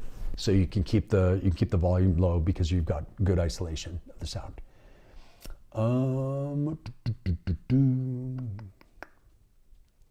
Let's see. What's the module you were using for this saturation? Is it on the end of chain? So it is the polydactyl Versio from Noise Engineering. And yes, it is the last thing the signal goes through before it gets to the monitor, which is my output module. And all the monitor does is it gives me a final level of my whole mix with metering, and it converts the signal to balanced 1/4-inch stereo outputs, and gives me a headphone monitor as well, which is usually where I connect my in-ears. Actually, I usually connect those into the monitor. So what I'm listening to is my kind of post-master final output mix that's leaving my whole rig heading to the house mixer. So I'm hearing everything as the mixer at the house is getting it, if that makes sense. So let's see. I thought things were going in and out of the signal chain. Yeah, they're not. It's a pretty direct signal chain. So everything internal in the case as well as external machines, Digitact and Blackbox, all go into the Exelon mixer in one form or another.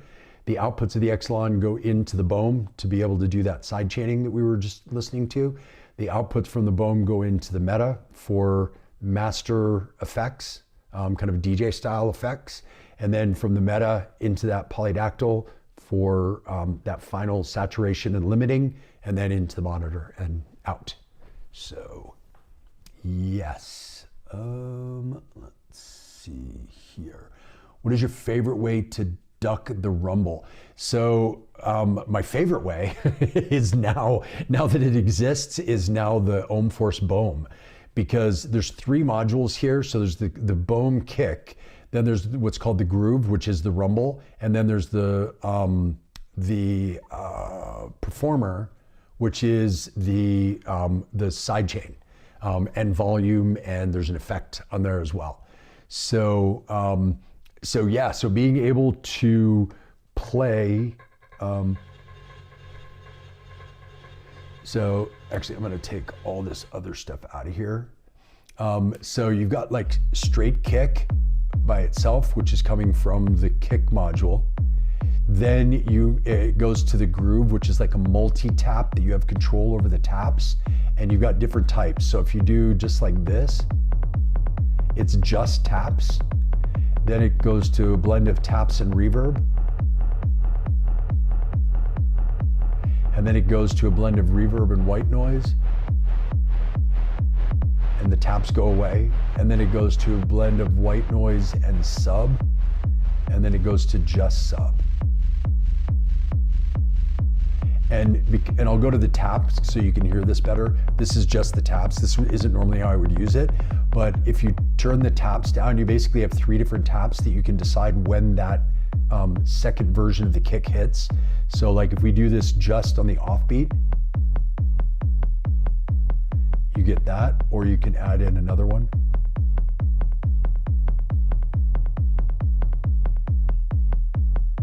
And then, yeah, so then you can change these up if you want to put all the taps. And that's just with the taps. So that rhythm goes no matter which of those colors you're using. So if we go away from the tap, which is a little aggressive, and we go just to the reverb, and then it's got a filter built into it. And you can blend in the taps. And that's a lot to have it be all 3. I don't usually like the first one on. And and that gives you more of kind of a pump. But that's all sidechain naturally to the kick.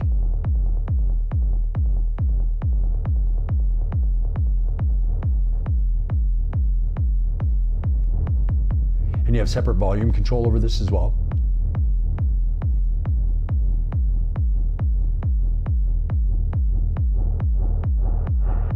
So you can really change the shape, you can really shape that kind of rumble bit as much as you want to. Right now it's pitched way up, but if I bring the pitch down so that it matches the kick,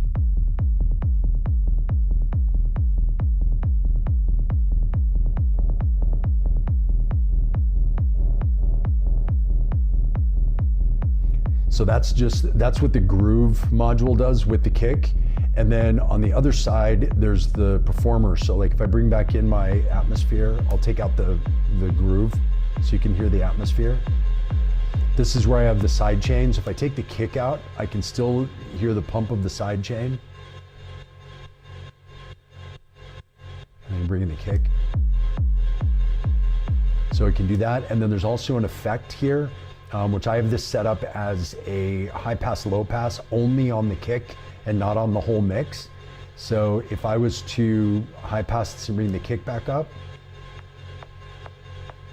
you hear how you get just the transient, and then if I drop this out, it brings the kick back in.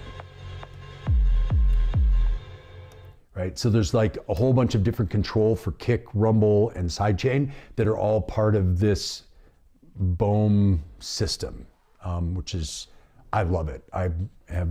It's amazing, actually. So anyway, what did we lose here?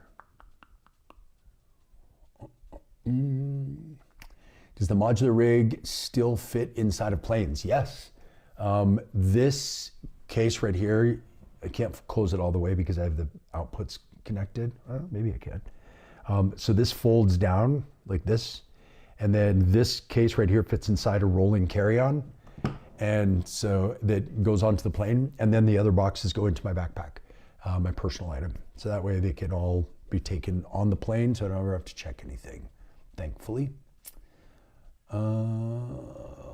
Let's see. All right, Mehmet, thanks for popping in. Thanks for the donations and the feedback and the questions. Let's see here. I'm 40 years in as a specialist mastering and audio design engineer, and my experience to keep everything as simple as possible and not over compress. 100%. I could not agree more. Which is why my recommendation for live performance is not to put compressors on your master. Whereas obviously when you're producing, compressing an individual track is important so that you can tighten things up and keep it at a certain level to be able to be mastered up so that it matches other tracks. And so every individual track, like if you're listening to a DJ set, they'll all kind of match level wise because every single track has its own compression limiting settings in order to get it to that exact same lufs as everything else. Where when you're playing live, every time you bring in a voice, change something, add a resonance to a filter, bring in a different sound, whatever, you're changing the input to what that ending compressor would be. And so you would have to readjust your settings constantly unless you had just like a teeny tiny little bit of compression, which I get from the limiter.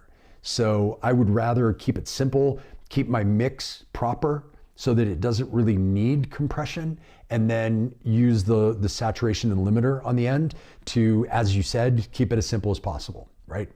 Keep it as simple as possible, especially in modular, because they're trying to have a complex processing in modular it takes up a lot of space, it's expensive, and it actually doesn't really work well.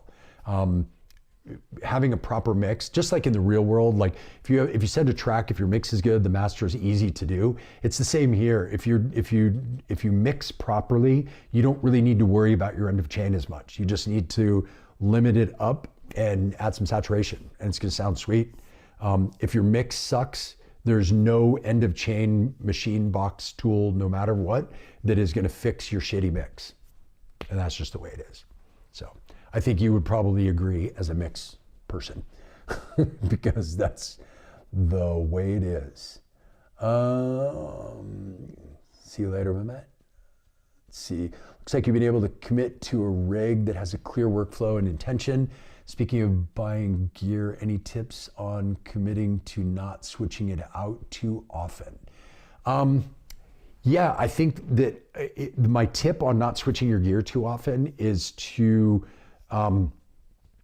first of all, not get too emotional about gear. It's, in the end, it's an instrument, but it's a tool. It's designed to help you make music.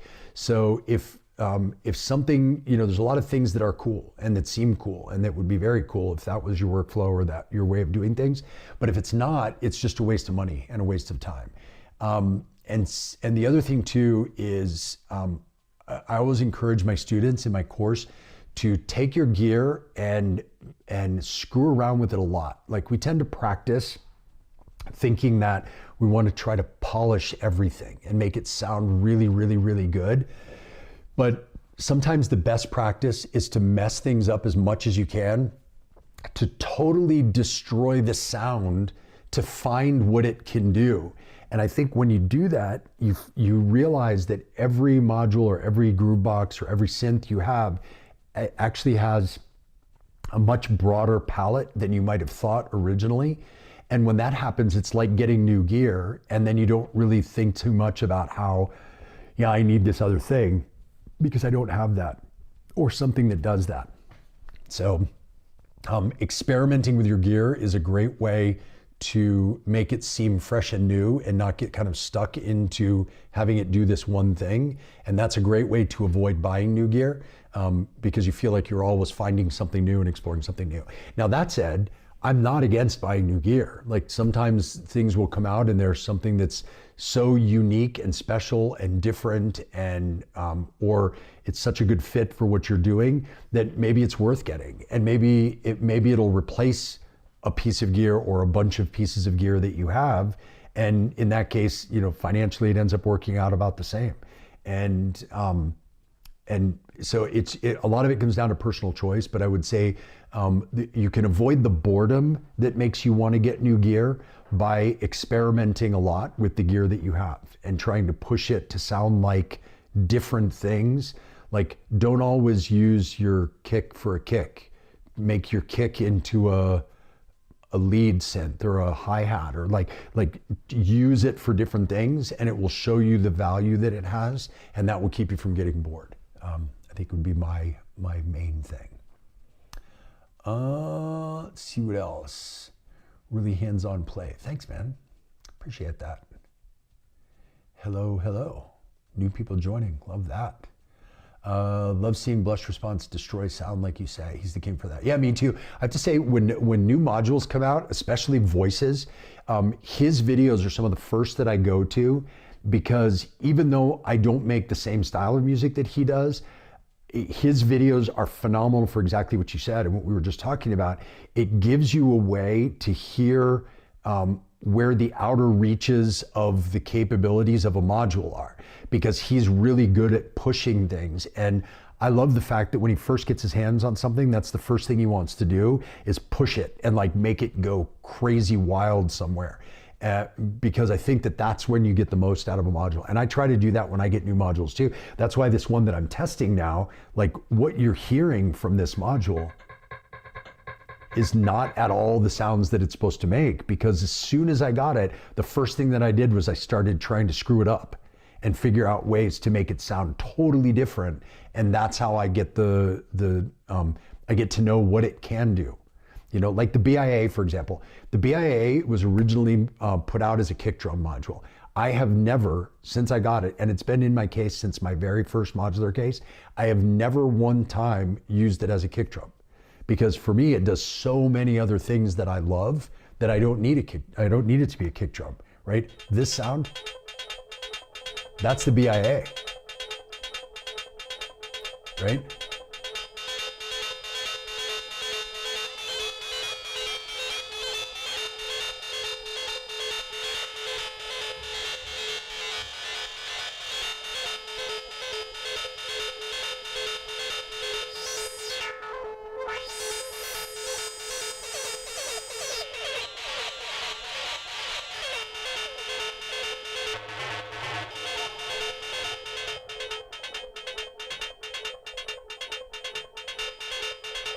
That's all BIA, right?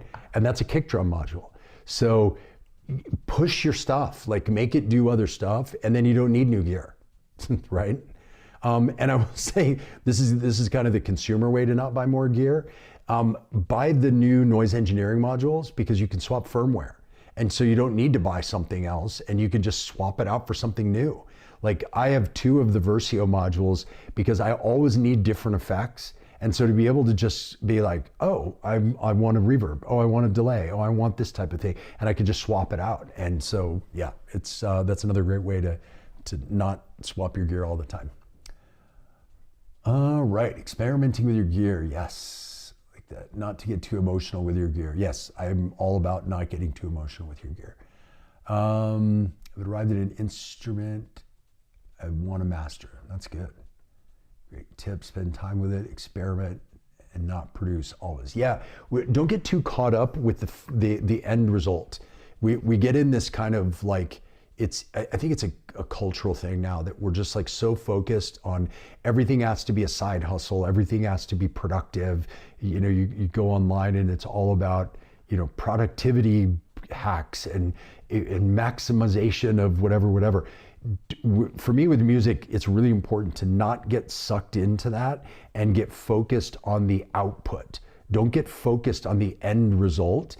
Music and art is about the process of creation. So enjoy that, experiment, and get like crazy with stuff and go in different ways. That's when it gets really exciting. That's when the fun really hits, right? Is when you start to just like, when you start to play and experiment and get creative and get inspired. So yeah, take the focus off the end product, the end result. Not everything has to be a product for monetization and side hustle. It can just be fun and experimentation. So do that, and that's where you're gonna find those far reaches of your pieces of gear. So, let's see.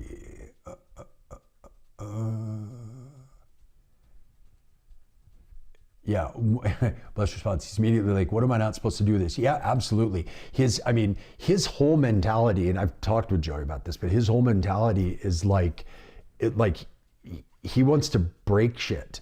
So like when it comes out, he's like, I need to destroy this. I need to make it like twist around itself.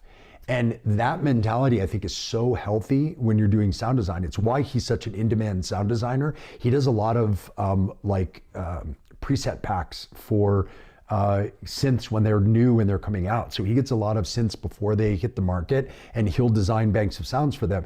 And people love his sound design because it's so creative, because as soon as he gets something, he's just like, all right, how can I totally mess this up? And so, yeah, I think that's a very healthy way to look at it, for sure. Yeah, let's try audio rate modulation, exactly. Yeah, I'm with you on everything that he does, 100%. Having an ephemeral experience with yourself is super cool. I totally agree. What are your tips regarding when to accept that a new module is not for you? I've been playing with multigrain since its release, but somehow there's a mismatch in what I expect, but he makes it sound so good. So, 2 things that you said there. One is, if you don't click with it, it's not good for you. It doesn't matter.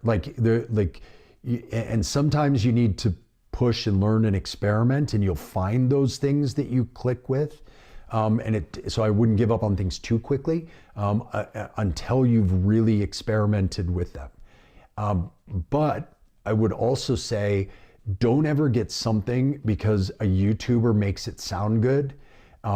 It's the number of people who bought OP1s because Jeremy Blake from Red Means Recording made amazing music on them is ridiculous. And then they get them and then they're like, well, it doesn't sound as good as when he did it, so the thing must suck. And it's like, no, he's an incredibly talented musician with a powerful tool in his hands, so he's making amazing music on it.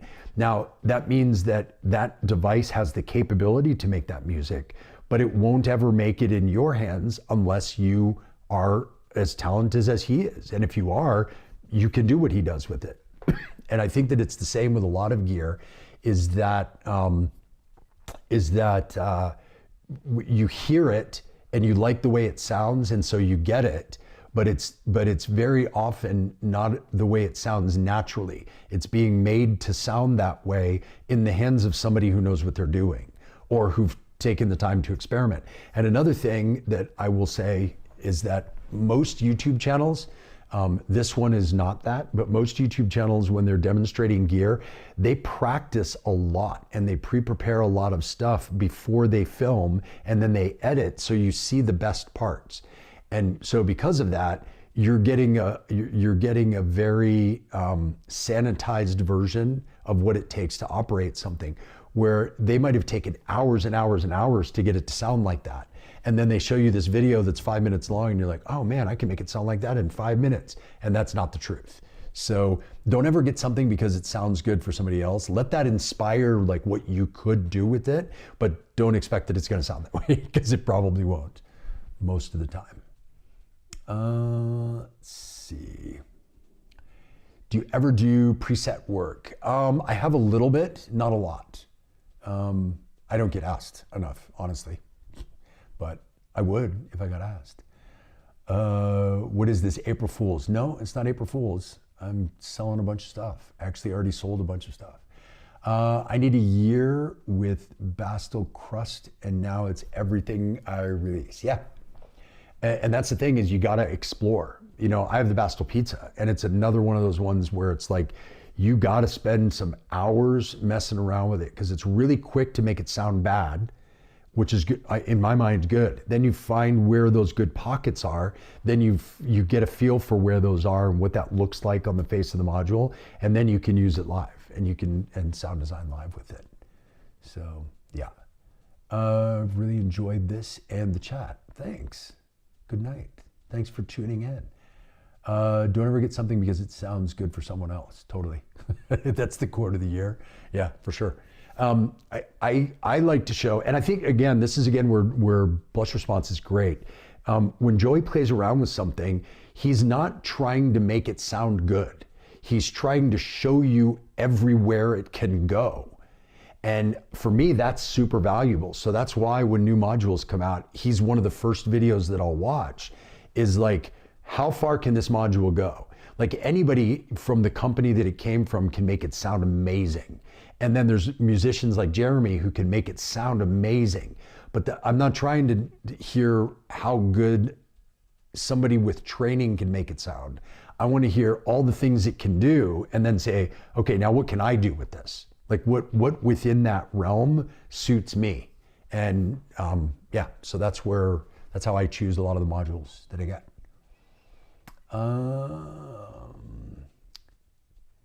Cool. Catch you later. Hey there. New people joining, new people leaving. It's good. This time is interesting because you get all the comings and goings of everybody. So anyway, one last kind of shameless plug about my course, because it's the last one of the year, and yeah, it helps me keep doing what I do with this channel. So if you're interested in the improvised live performance course, the November session, there's still some spots available. It's live now. The calls begin tomorrow. They're twice a week for a month, for an hour. They're recorded, so if you can't make the calls, you can still watch them after the fact, so you don't miss out on anything. And yeah, it's an organized system about how to put together an improvised live performance rig, how to structure your practice time, how to work on sound design, how to practice all of this stuff. And then there's whole sections on how to do gigs, how to get gigs, how to, etiquette when you're performing with other artists, and doing all that kind of stuff. So everything start to finish on how to do improvised live performance, if that interests you. And it's not just about people that want to go out and do gigs.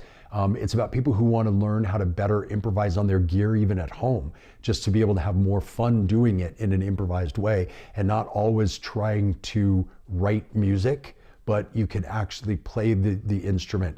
One of the things that, in in the hardware world, the electronic world, it's really different from kind of more traditional instruments. Like if you have a guitar that you sit in the corner of your living room and you just kind of pick it up and jam every once in a while, nobody ever comes in and asks you like, oh, are you in a band? What do you play? What do you write? Have you written? Where have you played? What do you release? How, how many tracks have you released? Where, they're not doing that. They just think, oh, he likes to play guitar. And so this doesn't have to be about performing out. It can be about, I've got an extra couple hours a week where I can totally disconnect from my work life and I want to sit down and I want to jam on my instrument.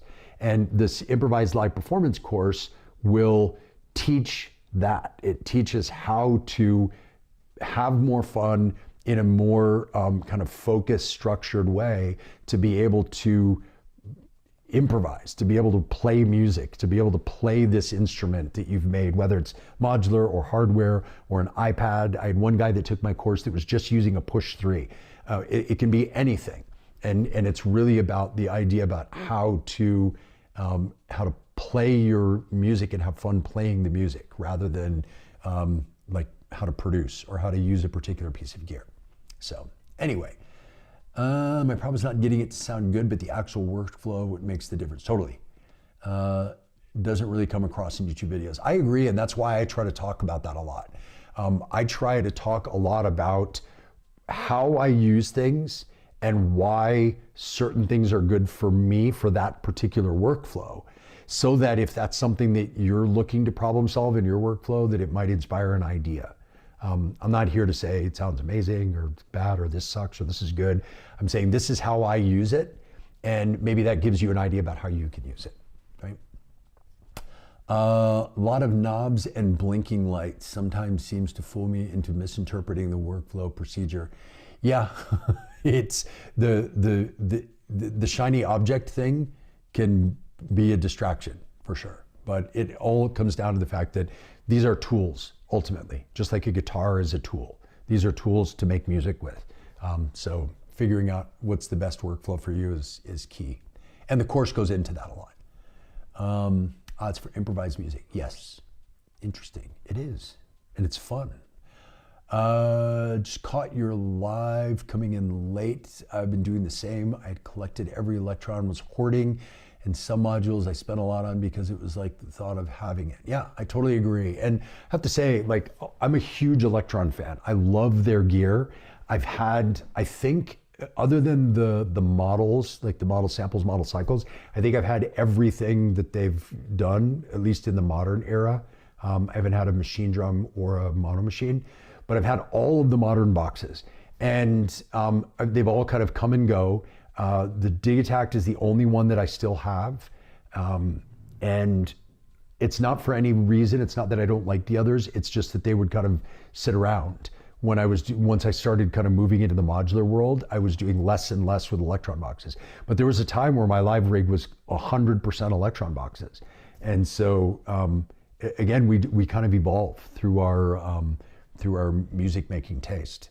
But yeah, and I think that was kind of the point of this whole stream, was to just say, let yourself evolve through stuff. Let gear come and go.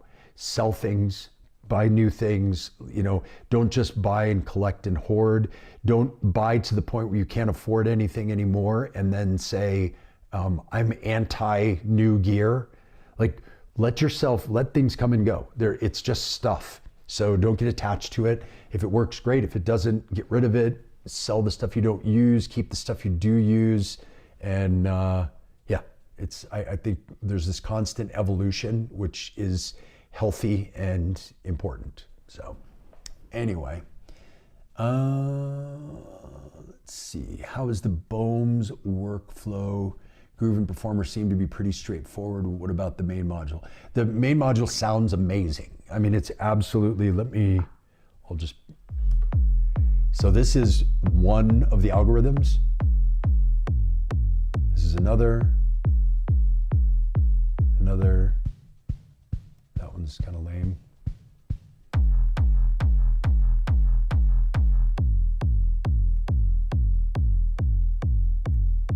So you see, they all sound really good. And they all sound really different. I have certain ones that I like more. Tends to be my favorite one, but I've got a few that I like. And then once you're in an algorithm, you have so much control over the individual thing. So you can shorten it up totally and make it super punchy. You can add extra envelope to the attack. You can add transient. You can tune the transient.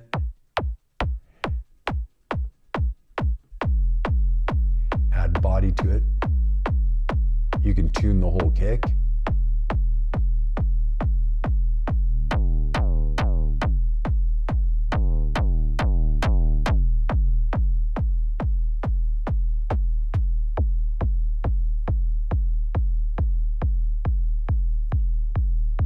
So that's all kind of like the versatility of just one of the algorithms.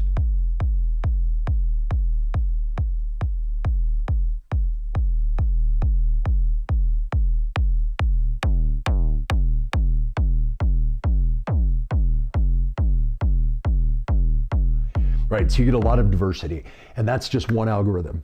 There's 8, I think, algorithms in there, a lot. And they're designing more, according to Rafael. So there will be more coming out soon that they can do in firmware updates. They can custom design them. You can create presets and save them, which is really cool, and they're very quick to recall, which is nice. And then, yeah, then you've got the Groove, which does the rumble side, and the Performer, which is volume, an effect, and sidechain. So there's a lot to it, but the sound itself is amazing. I was actually, if you guys are familiar with Tomo Indermullen, he and I played a show in Amsterdam, and he had just gotten this recently, and we were kind of laughing about it. And he said, I never felt so much like I was cheating, because it just sounds so good on a big system. And he's playing huge shows. Like, he was playing main stage at Ultra Europe, and he was just like, the power of this thing is nuts, which I totally agree with. Like, the more I play out on big systems with it, it's killer. It sounds amazing. So absolutely. Let's see. Seems pretty cool, but I'm afraid menu diving as soon as the module has a display. It's not menu diving at all. The cool thing is, like, you just use the display to change algorithms, really. You use the display to set it up. So, like, for example, I have this filter right here is set up as a like high pass, low pass, just on the kick drum. And in order to set up what that effect is assigned to, you have to go into there. So you kind of go into the menus when you first get it to set it up and say, I want it to act this way. And then once you're done with that, you never go to the menus again. It's just unless you're saving or recalling presets, which is super, super simple. So yeah, it's not menu divey at all. It's, everything is very immediate, very hands-on, very knob per function. So anyway, from Los Angeles, checking in late after seeing your clickbaity headline in my feed. It is clickbaity. Home remodel made that decision for me to unload everything. I've hoarded some bits going back decades. Yeah, I mean, I got rid of a bunch of stuff because I'm moving, and that's what it comes down to. And it's got me to focus in, and it got me to focus in kind of philosophically on why I want to keep certain things and why other things aren't a priority to keep. And that's why I wanted to talk about it in this. Yes, it was clickbaity, but it was actually true. That I've sold off probably 3/4 at least of the gear that I had. And I'm down to just kind of my live rig. And that's where it's going to be for a little while as I move around. So anyway, big change for the knobs and lights was to switch to all black cables. Yeah, I'm all about the all black cables. For me, that's about being able to see the modules. When I've colored cables, it's not as easy for me to read things through the module. And sometimes I need to see what's on the panel. And with black, it's great because I can look right through and see the white writing on a black panel. So it's a big plus for me. Plus, I'm all about the black aesthetic. Considering getting an Oxy 1 for controlling my modular only setup. I mean, if you're going to get one from the start, I would say, yeah, get the MK2. But you don't need to. Like, the MK1 is amazing still.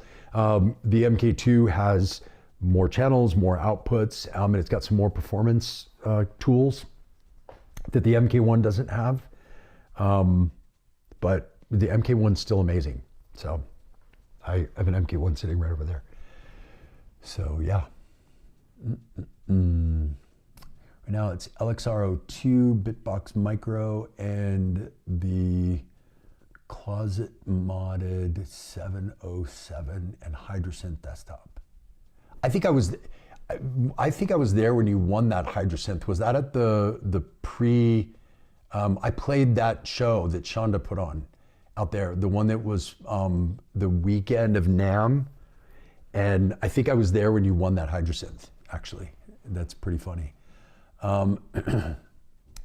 Kept the Octatrack MK2 and the Rhythm MK2, which I might sell. Yeah, I mean, keep the things that work for you, 100%. Yeah, good advice on the MK1 and MK2. I got the groove on the Bohm and haven't gotten the Performer yet. I like the idea of having an attached rumble. Yeah, it's really cool. And with the latest firmware, I mentioned this earlier on, I don't know if you saw this part of the video yet, but they made it so that you can assign the left and right stereo outputs as dual mono outputs. You can change that in the settings. So one puts out the kick and the other puts out the rumble. And so you can process them separately. And the other thing that it allows you to do too is you can use then a kick like the battering ram and still use the rumble by outputting the kick and rumble to two separate tracks and reducing the volume on the kick track and then bringing up the volume on a separate kick. So you could have the battering ram kick with the groove from the Bohm, which was not possible up until about 2 weeks ago or a week and a half ago when they put out the new firmware. So definitely give that a try. Let's see, what did I miss? What's getting sold? Everything except my live rig. Thank you for answering the questions and greetings from Switzerland. Awesome. Where are you in Switzerland? I used to live in Switzerland. Where are you? Where in the world are you in Switzerland?